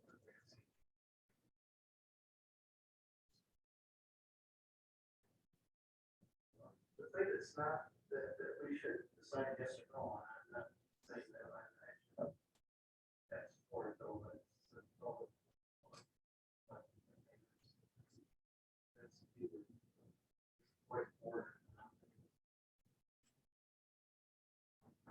I believe the city has these. Sort of normal trash pickup. I assume so. It has its own recycling situation. And here it is. Yeah, we know who raised that. I know. We'll take the- Was it? Previous. I know that, I don't know if it's allowed to ask George or that, because I know I read off like almost everything in all of the papers. Yeah. From last time, was it one of the things that you guys? We raised nothing on track. Okay. I mean, we had questions about parking. I mean, I think the center road is an ongoing issue within the community, mainly because of the fact that we've had experience with locusts. I think that's a different question. Yeah, but no, we never raised anything about trash pickup. No, I don't think we would raise the water runoff because my discussions or understanding is that already really addressed that heavily. And I asked them a simple question earlier that pretty much answered all my questions. The community, I don't think that happens at the moment.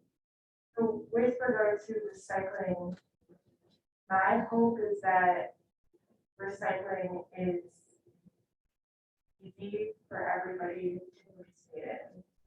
That's whatever that actually looks like. I don't feel like I have a good sense of what that is. I'm question about this because currently I cannot recycle because I live in a living for units. How does this play out with the duplexes on site? Duplexes are fine, the fiveplexes, because they would be owner occupied. Oh, no, I'm not gonna say, because they'd be single units, so you can get recycling at some of our more things, it gets a little tricky, or we're in the process of raising our cap over.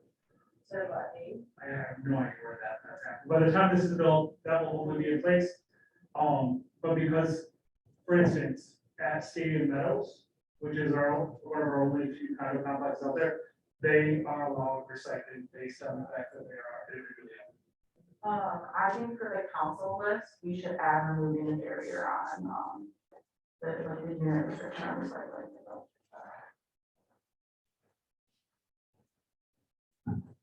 But then the trash, and we talked about this last time. The single family, like owner occupied, like housing. Will not have trash, sorry. The duplexes Everyone, by the city. Yeah. And that's covered in the HOA agreements? no, that's covered by just the By the city. city. Okay, for some reason I thought that was gonna be, I don't know, if I thought it was where I figure out. Okay. I just have a question, what streets will be dedicated to the city? Review those Main Street throughout I was gonna ask about that street, I'm sure this might be something planning commission brings up, but is there a name proposed for the street, or is there suggestions being taken for the name? so, So I know that you have an idea of like naming the site, which I'm not totally sure I agree with, but, yeah, I'm getting there. Yeah.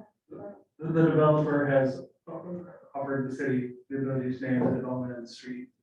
And they have thought of a historical woman in Ypsilanti. We are still going through a lot of discussion internally on that, but no decision has been made. And Okay. So I guess like, I would feel comfortable with one of the suggestions as long as this project lands in a way that I believe is like good and ethical, because otherwise I wouldn't want to like tarnish that person's name for like something that might identify the city. But what is the person's name? One of the people that Joe had like listed was Maddie Dorsey. I would only be comfortable with that if like this project like reflects what she believed in, which was, you know, equity. And housing. Is very against urban renewal. Yeah. Is there an association with that area of the city of Garden? No, but Maddie Dorsey ran for city council several times and also ran for planning commission, and one of her like leading issues was housing affordability, and she also led the effort against the urban renewal on the south side. So she was, like, we named the street or the site after her, I guess, like, I don't want to engage the community where she's from, but also want to feel good about what the site is. So I think I get there, but also I'm one person, I just like, initially it was like, I don't know about that. But I think if this project gets to a place where that reflects her values, then I would be fine with that. There might be something to check in with people that are her like predecessors. Yeah. It's also kind of cool, oh, sorry, the site used to be a boys and girls site, and one of her like early, areas of like participation in the city when she moved here was, Parks and Rec in the Parkridge. In center, was it called Parkridge at the time? So I don't have a name for one to rank, but being a resident of that area, it would also make sense to have somebody who has a local connection to that area, so that, you know, again, we're talking about affordability, and we're talking about a neighborhood that's there, so something that can tie those two together. I think that's good. Gilbert Street. Or like Gilbert Street. Well, it's already a Gilbert Mansion, so I don't, but, you know, that's something to put on the table to talk about, but I certainly can't say, oh, we're not gonna do that, but you have a mansion in the street, it makes sense, but I think, that is something that you could bring the neighborhood back into the discussion of what's going on and what's happening, and, I think that's important. Well, something to reflect on, but maybe I figure it out tonight. And also, it doesn't have to be us to figure that out, but I like having that as something to think about. Anybody have other things to talk about in this section? So we're noting these for next week, so we can yay or nay, or, I'm taking a lot of notes okay. on things that I think there's some amount of consensus on. For this section, we're keeping.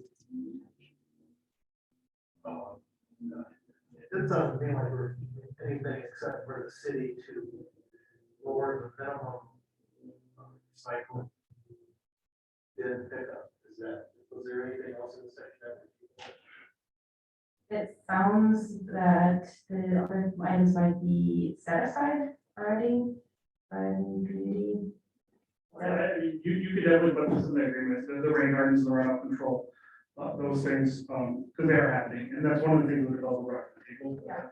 That's on the developer side.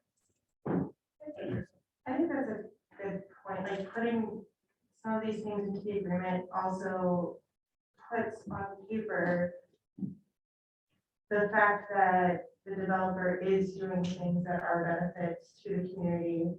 You know, even if they thought of it before we did, like, that's okay. But when we're looking at this process overall and into the future, we want to be able to show that, you know, whatever it is that they're bringing to the table is equivalent to the amount of money that they're asking for and getting.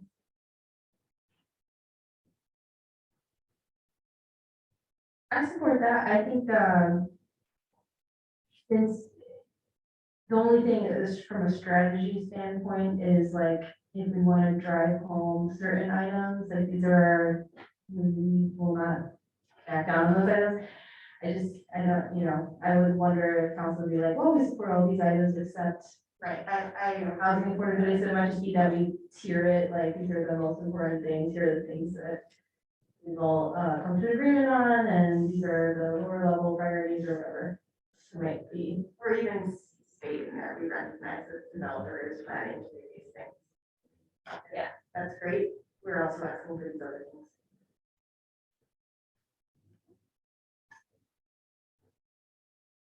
okay, tier one. All right, I mean, for me, like like you were just describing things like not to like back down on it, it looks like there is consensus on the two crosswalks at Cross and North Park is something that, in addition to affordability, and a lot of the other items we've reached consensus on, this is an item that I feel pretty strongly about and would want to absolutely be included.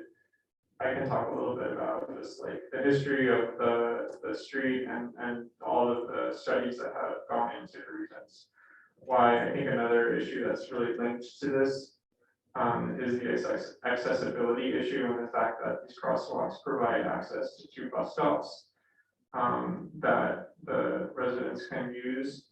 And then, you know, as well as equally, you know, or not more importantly, the issue of safety, which is a big one for our cross street in that particular stretch.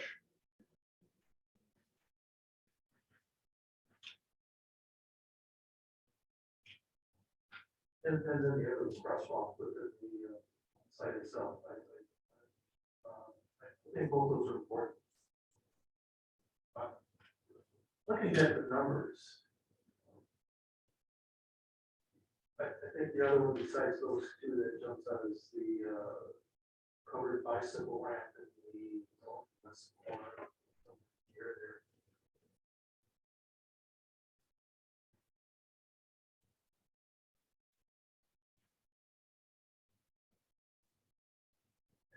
Going by the numbers, this is a city situation, I believe. Post-project street repairs assessment, I don't think, I don't know the history of the city in terms of construction work and how that works, so. The developers are required to track of the, you know, the damage to the road, and the city just comes by and does that, so.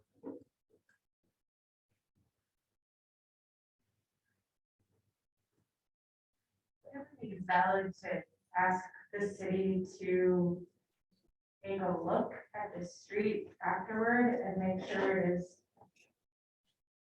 same as the other streets in it in terms of any damage that may exist on it. I don't think it's realistic to say like it looks exactly the same before or after, because I don't know how you then move it.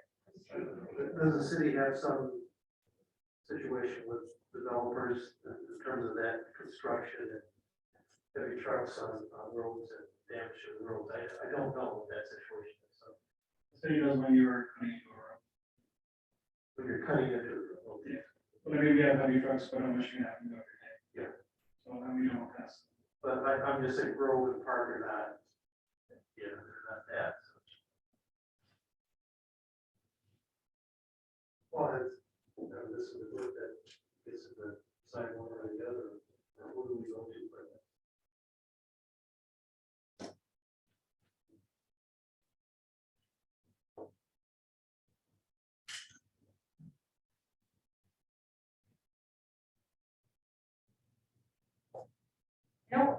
Personally, I don't actually expect it to be an issue, which is why I'm comfortable lifting it up as a thing that we commit to, but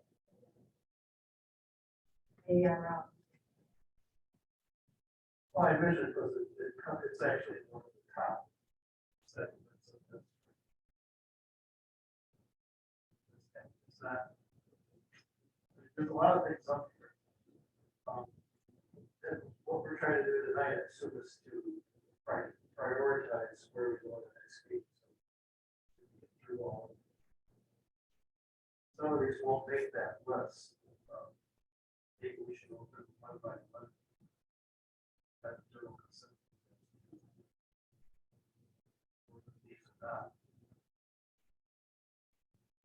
I thought certainly the 2 crosswalks and bicycle.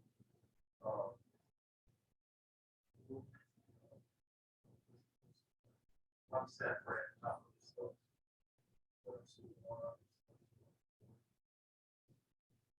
I think the 3rd highest item was the shared community space or storage shed. Was that, is there any kind of community for that?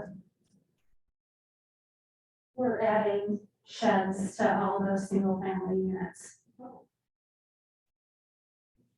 Thank you for listening to the feedback from.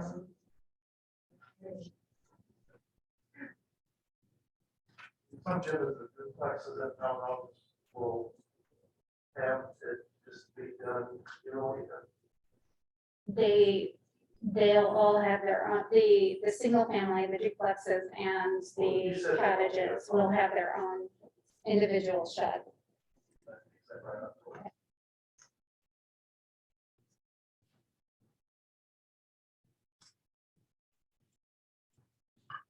Anything else?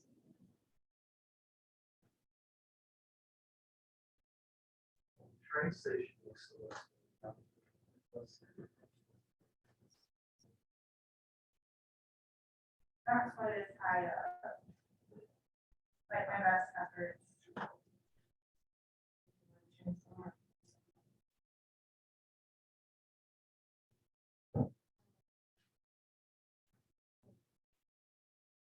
Well, question regarding CEO, these other things on here, the unbundling of construction work and bid sizes, where provision works and provide supporting educational mentoring activities that provide or enhance employment. I imagine the Clark Park CBO committee also has sections that they didn't request something. Correct. Okay, yeah, we're not required to request it from those. It's just, suggestions, points of benefits.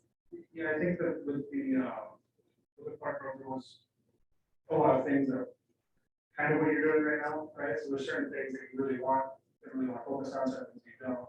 And so they didn't get into, and Carl, please correct me if I'm wrong, they didn't get into the local hiring.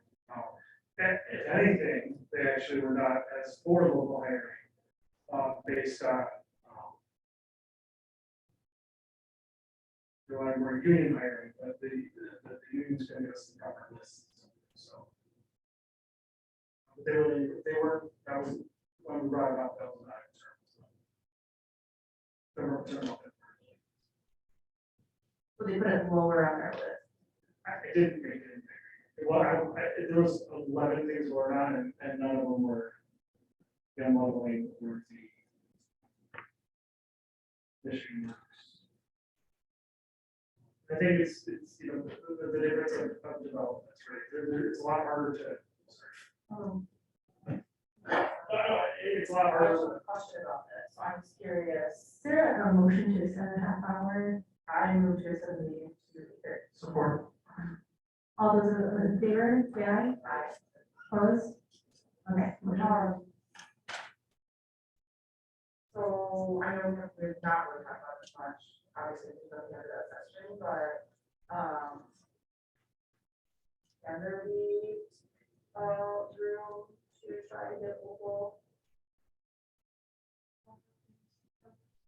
Well, sorry, I want to be very clear. The one thing that they were really, really big on was that any contractor hired can have discriminate against hiring or make people.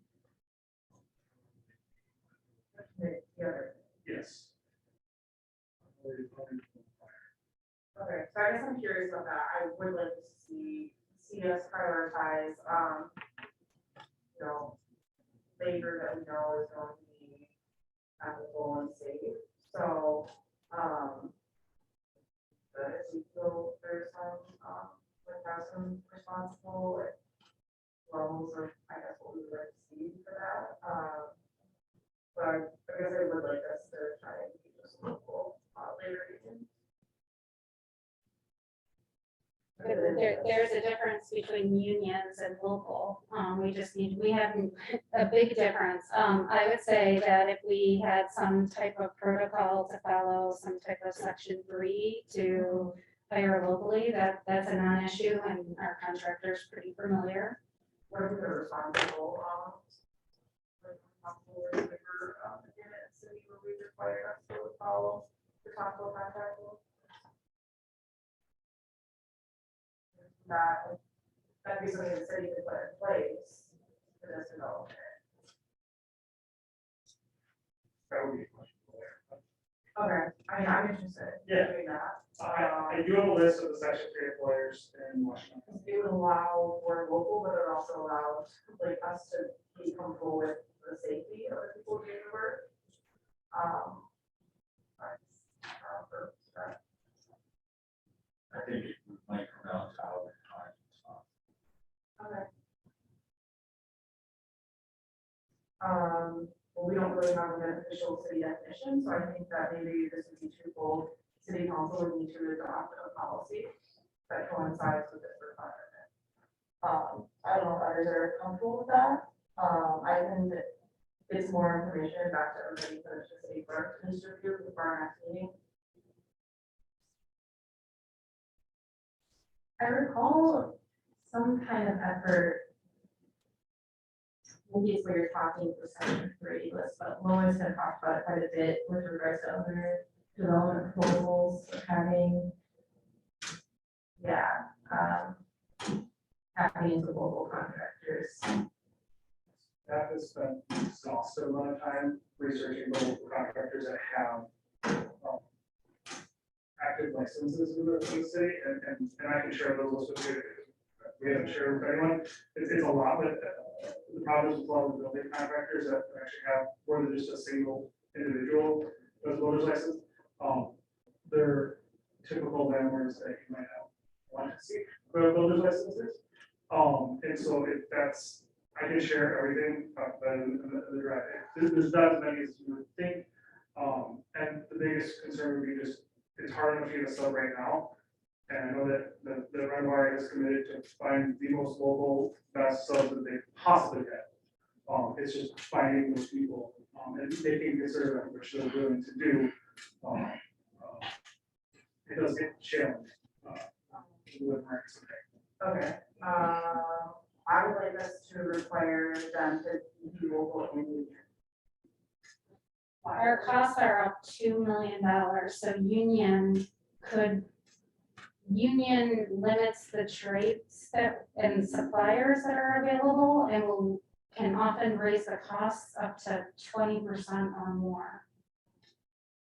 We don't have any local union contractors in the city, or engineers. Shane, can you outline for us what, so I'm hearing that Renbar is committed to making efforts in this space. Can you outline for us what those efforts look like so that we can, formalize that and put it in writing and say they're committing to doing this at the bare minimum? Thank you. I also imagine this is something that council will take on this questioning, just from, I don't know if I should think on that, but I've heard this kind of discussion happen at council. I feel comfortable forwarding a recommendation for something along those lines, so maybe we can just think about that item for next time too.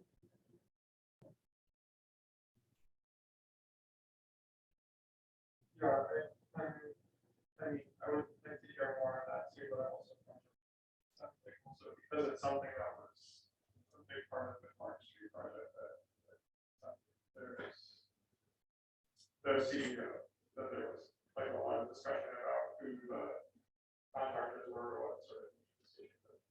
No, so that was a discussion of members, the only thing they discussed was not having discriminatory practices in hiring. I see, okay. I wanted to circle back on something about the tier 1, but I don't want to end this conversation there. Okay, well, so I guess I am now more interested in the construction side of this. I guess if the cost, there's going to be such an increase in cost if we're trying to aim to get a union. I guess I would still like us to build in like standards for like policies that these individual entities would have that we, that would not be, but that would be doing the work on site in the city. So,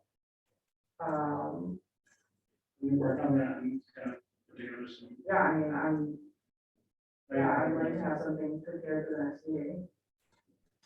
But I also would like to see some like union, like contracting representative on the site. That's like, that there's local folks that. I support that. I think looking into it makes sense. I'm sad that we didn't act on that sooner, but Yeah, I know. maybe the last big thing we should look into. Anything, you were just gonna talk about your one? Yeah, so I just wanted to make sure we're on the consensus that we're doing for this 2 big stop sign crosswalks, Park and North Grove, additional bike covered thing, and then the crosswalks in the 2 parks, is that correct? I think those are the things that we discussed for, those Okay, those 2 things, right? The covered bicycle ramp and the hawk crosswalks. yeah, yeah. Okay, so then my question about that is maybe for Shannon and staff. So would that be a process similar like you were describing to the bus stop? Where the developer would have to go to the city or to, about collaborating on building a crosswalk? Is that how that process would work? Yeah, so when a crosswalk, or I can speak to the hawks that we've had to do, you have to get permission from the owners, because it does take up much more of the land. In front of those, then we figure out how that was going to be paid for.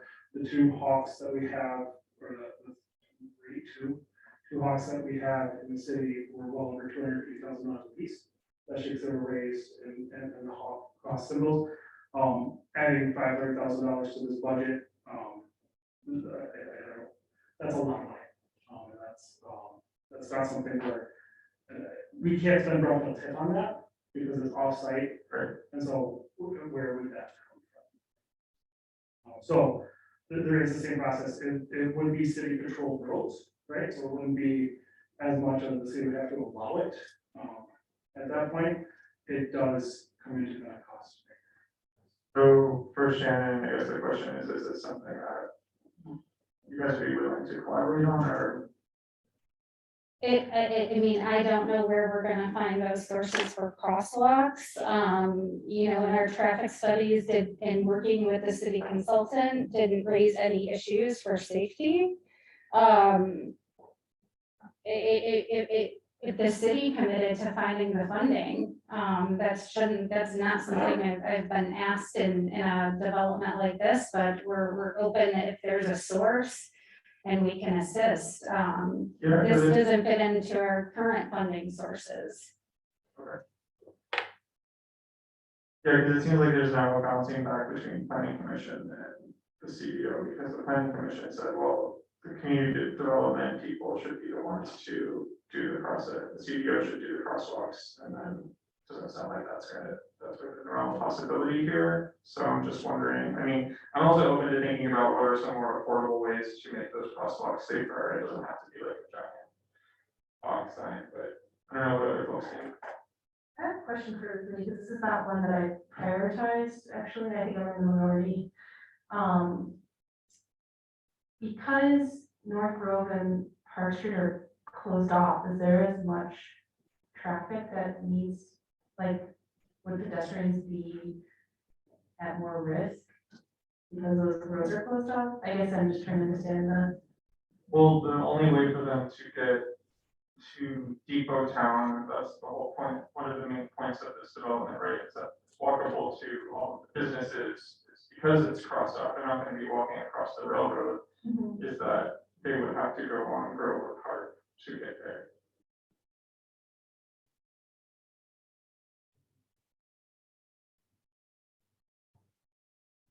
Sidewalk. Yeah, on the sidewalk, but also to cross the street if they want to go to Thompson Block or if they want to get to the bus stops.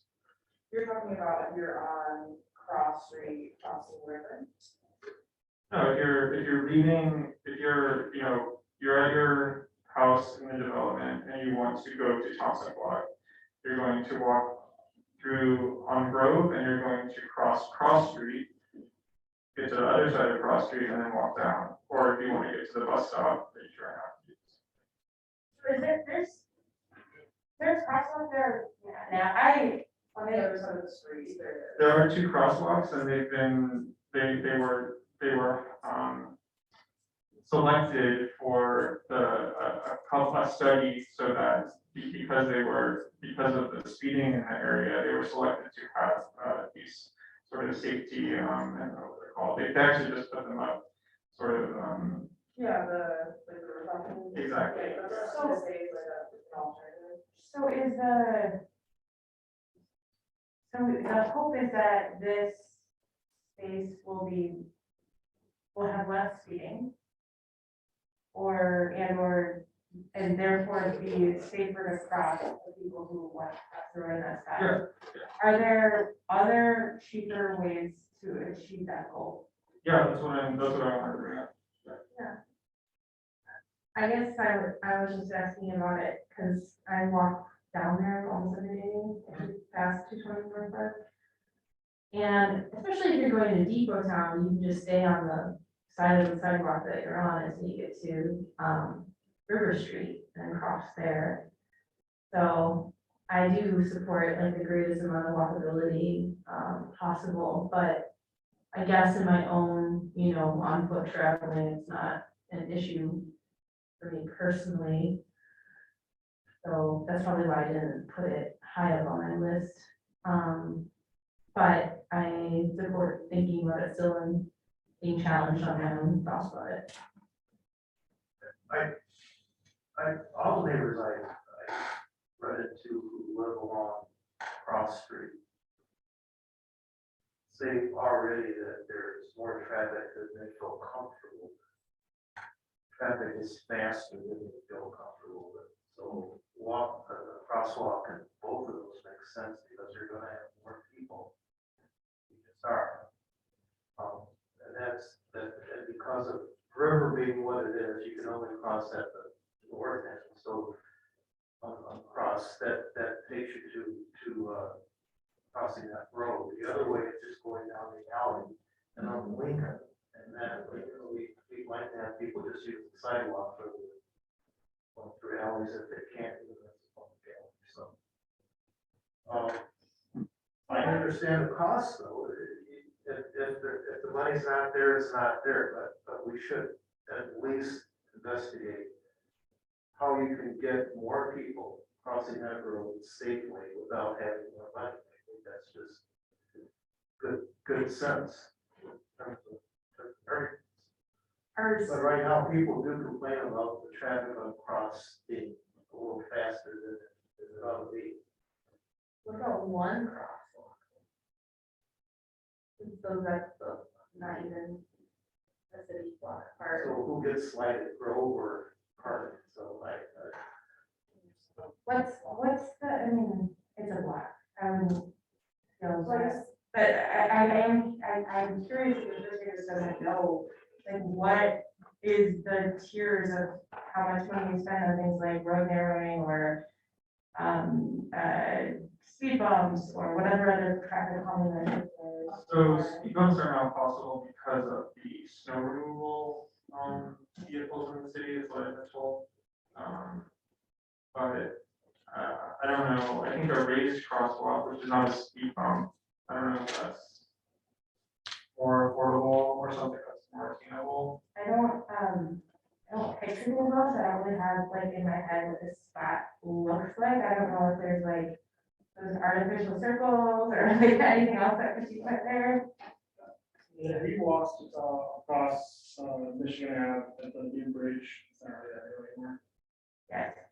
So that would be a raise, it's not slightly raised with a different pattern. But that's not possible. Yeah, well, it says optional, I think it makes sense to have two walk tables that close to each other.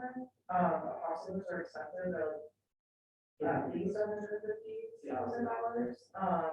And it just wouldn't be, I think, a good use of resources to have two of them so close together, because they are expensive. Yeah, and I didn't know they were really expensive. Yeah, and they're also like, it just wouldn't, I mean, like, think about where the one is on Cross Street and the new. If there's another one, like, in a block like that, especially when you think about like, I don't know, people can walk up, or whatever one we decide, if we get it, I think we need to figure out where the money is coming from. I mean, that could be something that is maybe as city council to think about long term, but I it's gonna, at a minimum, it would be $150,000.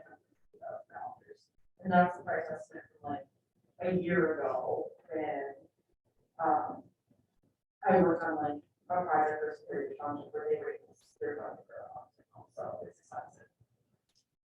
Well, I do say that it's, should be on the table, but we're also asking the city to investigate other ways that aren't quite that expensive.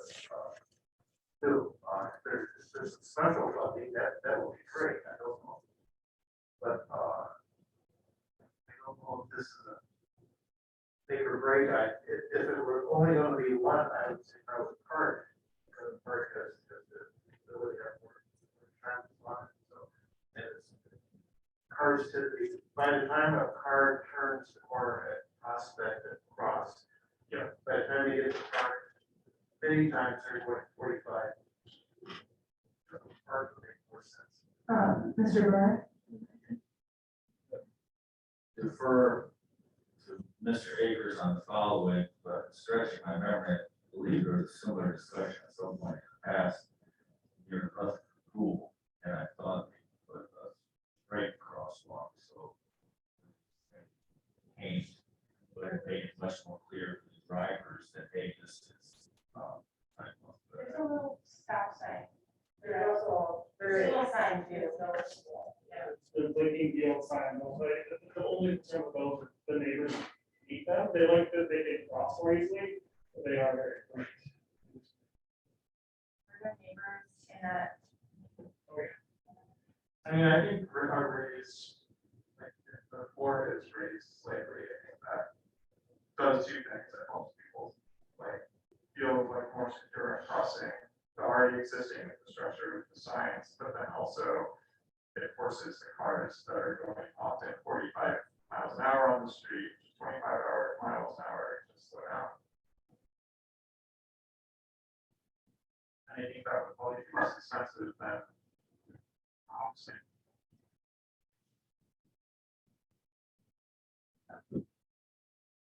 Definitely want a hawk sign in North Huron. Yeah, I mean, that's what this year. I was gonna say, if we're gonna seriously get any money, like, it should be somewhere where there's like excessive ongoing, like multiple lanes, like fast traffic, and that would be like reasonable, but it's kind of hard to know the neighborhood. But I understand that what you're saying, about increased traffic, so it sounds like maybe there's some interventions that we can ask for from the city. Yeah. That's just starting to make sense, like, I like that we're doing, like, in the last few years, we've been implementing like the extra. I don't know what to call them, the neon, Mobile percent. Yeah, maybe outside of the whole road. they get hit, but. They're only up half the year, which is also sort of a problem. So when are they going back up today? Sorry. Sorry, it's the last day. I think that's what one is, I'm aware. Those are on like full size. They are. Maybe there's one in the middle roads. They're running over also. I really walk by there literally every day. And I'd be saying, You don't see that after. Yeah, there's like. I don't know, other communities deal with speeding, but speeding's excessive everywhere in the city, but definitely on Crossing River, Forest, and Prospect. I don't know why, I mean. Like creative ways to get people slow down other than making it hard for them to drive. More obstacles their way. All right, should we hold your on? Yeah. So are we gonna keep something like that on there? I just added the extra stripes, but we can, I mean, if you want to revisit that again next week, talk about profit Sure. then. Yeah, I can do some more research. We'll have more information with the traffic study. on this.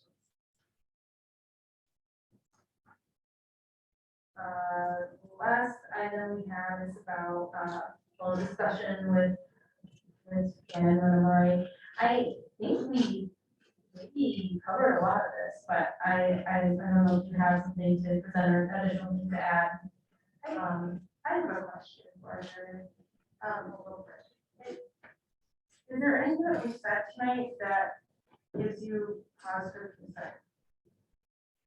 No, I think and anything that was concerning, if we could find solutions, which is mainly the gaps in funding, we're willing to work with it. I think the crossword blocks were concerning, but we came to more resolvable to resolutions on that, with the painting, and I think we're open to expanding affordability as much as we need to if we can raise the additional funding for it. And hopefully, a lot of the concerns from the last meeting, we tried to resolve and provide those solutions to you prior to this meeting. I think.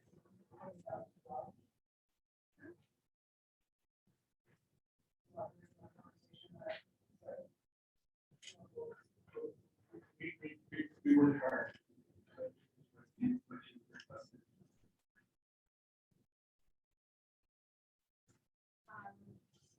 And do you have anything to add in this? Because it seems like something that come up as we discussed, and like you mentioned, or sheds. Is there anything else we don't know about that has changed? From last time this time? No, but know that our conversation with the funders and lenders are ongoing, and requirements for construction and income verification and federal requirements are gonna be based on those lender conversations. So we will be diligent about trying to update you when we can share that information, because obviously we have not finalized any of those. We're limited to what information we can and can't share. But we will make sure that we're notifying the city and notifying you right away, so you know about it upfront. In terms of the calendar that you have, let's say everything works out. You're building your house. I understand it's a phased operation. What's the first phase? How many homes? I assume there won't be 46 homes right off the bat. That is also going to be a lender conversation. Know that we have 3-4 different sets of lenders here, and it's a pretty extensive process of going through permitting and through construction financing based on those sources.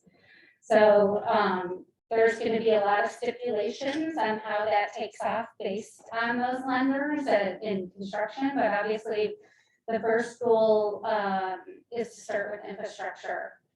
There's been ongoing conversations with us to start the market rate units. Although because the lenders are filling the affordability, that may change. So I will try to give you guys an update on what that looks like for the next meeting. We have some more of those conversations up front, only because they've changed significantly based on how the lenders are funding. So I'm sorry, I know that didn't answer a lot of questions, but we will likely be doing takeoffs to where we're gonna move in and complete the infrastructure all at once.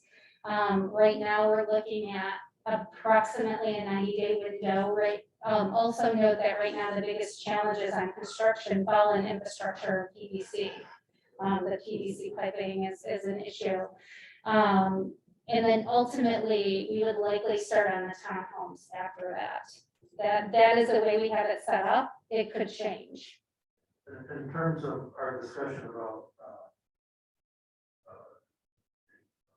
renter resident requirements, we would start backwards in terms of that. And sometimes that's just the way it works out. So you would have the market homes done first.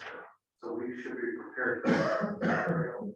Likely, once again, we have some lending requirements on the affordable, so that we may divide and conquer. But number one, because of the way that we've restructured this to, instead of use down payment, buy down the mortgages, we don't want there to be any appraisal issues coming out with the lower priced units first. I'm gonna work with the city to make sure that we make sure to set a precedence that the appraisals, that it's noted in the multi-list system and others, that these are affordable mortgages that were bought down. So that doesn't impact appraisals for the area and the surrounding community. But ultimately, because those homes are also on the perimeter, we're gonna look to see where we bring the roads in and how we deliver. It would make sense starting from that component as well. And as we said, the overall goal is to work with the city and the city partners to likely start pre-sale at the same time we're breaking ground. So those affordable folks can have some opportunity to come in, meet with credit repair, meet with the counselors, meet with any banks that are participating, and start their applications early. Thank you. You're welcome.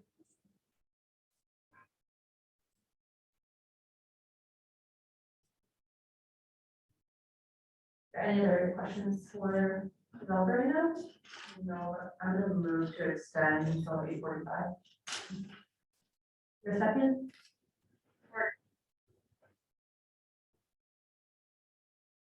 There's a second? Yeah. Oh, sorry, okay. All those in favor say aye. Aye. Opposed? Motion approved. So, looks like, there's some things that the committee is gonna look into, and there's some things that Ryan and staff are gonna look into.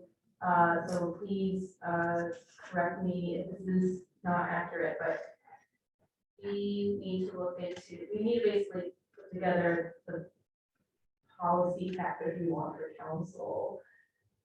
Seems like we basically figured out most of the benefits that we're asking for, except for construction side asks.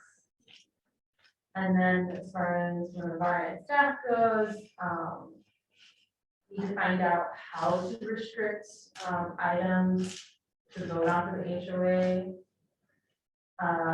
As well as increasing, providing the funding structures for partners to increase the 40% affordability or overall ratio of affordability. I think that was it.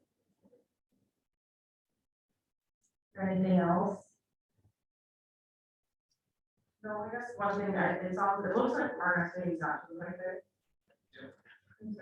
Okay. Well, Annie, you were gonna meet with someone too. Me. The chain stuff.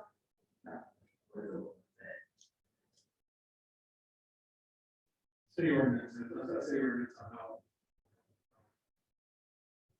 Oh, we're recycling. Recycling and the work rules conversation. Oh, like safety regulations for like employment safety. Yeah, and we'll at the table on that too, we'll make sure that we. Oh, no, I think I want to have a conversation with the about their partnership. Oh. There's a few things on my list. I want to follow up with the MU about engage, and then I also want to have.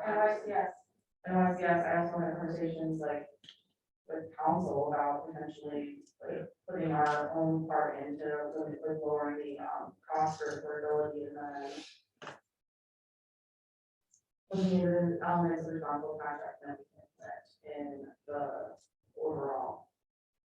I'm not necessarily like, I understand that the cost can rise with certain decisions, but I think there's some standards that should be a minimal. The people who work, I was at work today when an employee died at Compton Block, so I wanted to make sure that nobody gets injured.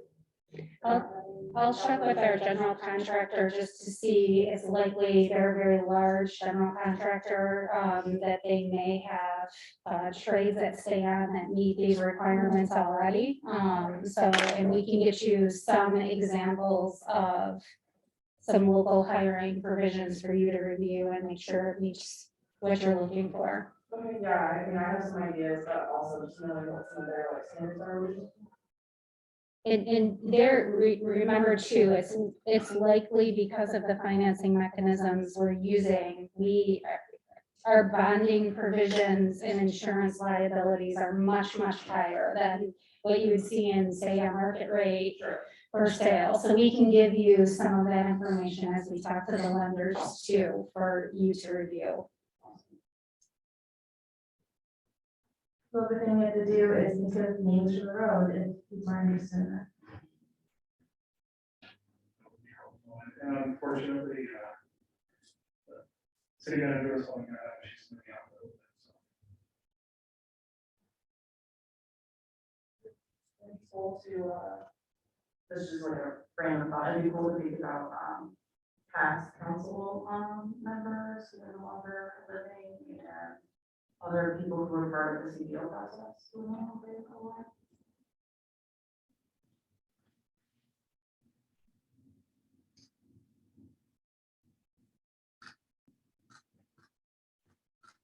Okay, so it sounds like we might be done with our session 5 and ready for public comment. Thank you all for waiting. Actually, just a couple things. I mean, whatever I write off goes to 40 people, so I try and get accurate. When you're talking about bus service, you aren't talking about anything down Grove or through the development. You're talking about access points outside, correct? That wasn't here last night, didn't get any real clearance on that. So that's just outside the neighborhood, right? Outside. We've not talked about any kind of bus service. Okay, well, that's why I want to make sure I had it right. Because there's a lot of alphabet thrown around, they don't always catch it. In terms of getting to Depot Town, I think a large quantity of people are gonna walk around the fence. Straight up on a diagonal. Why would you go up to Park Street and over on Cross Street and there's a certain amount of traffic, including myself and most people I know who walk down the alley already in Grove Street. So I think you're gonna see probably more of that type of stuff. And clarifying my concerns about the homeowner association. What we saw, I think, in the last recession was a major amount of shifting in low-income communities between housing and rental housing. A lot of people got in crisis, there's a lot of types of shifts. So my major interest was to what extent the homeowners thing would basically be dealing with that. If you've got basically someone who's going to be losing their mortgage or losing all the equity in their house, and you've got a rental person on the board who says, hey, I'll buy it for a rental. How does that work? And could you end up with a lot of those types of shifts? The other thing that's rather important to look at that in terms of fees, and I realize the fees are going to be kept low, is how does that work when places get on? I mean, what I saw in Chicago were a lot of condo associations where there were a lot of empty units because of downturns. And then the empty units were not paying the fees. And so the fees had to be spread across a smaller number of people. So those are sort of issues that I saw with the homeowners. I didn't really explain very well because I'm not used to dealing with this type of stuff. But I think those are things that need to be looked at, because you could have a total shift in the percentage of rental housing, since we have rental housing down there, because of the fact that you've got a recession, and it's already happened, 10, 12 years ago in Ypsilanti, either in the town or in the city in the low income areas. And that's, that was my major concern on that I was trying to articulate earlier. So thanks a lot. Anyone else that would like to make public comments at this time? I'm good today, thank you. Thank you. Okay, is there a motion to adjourn? Second? All those in favor, say aye. Aye. Opposed? All right, we are adjourned. 8:34.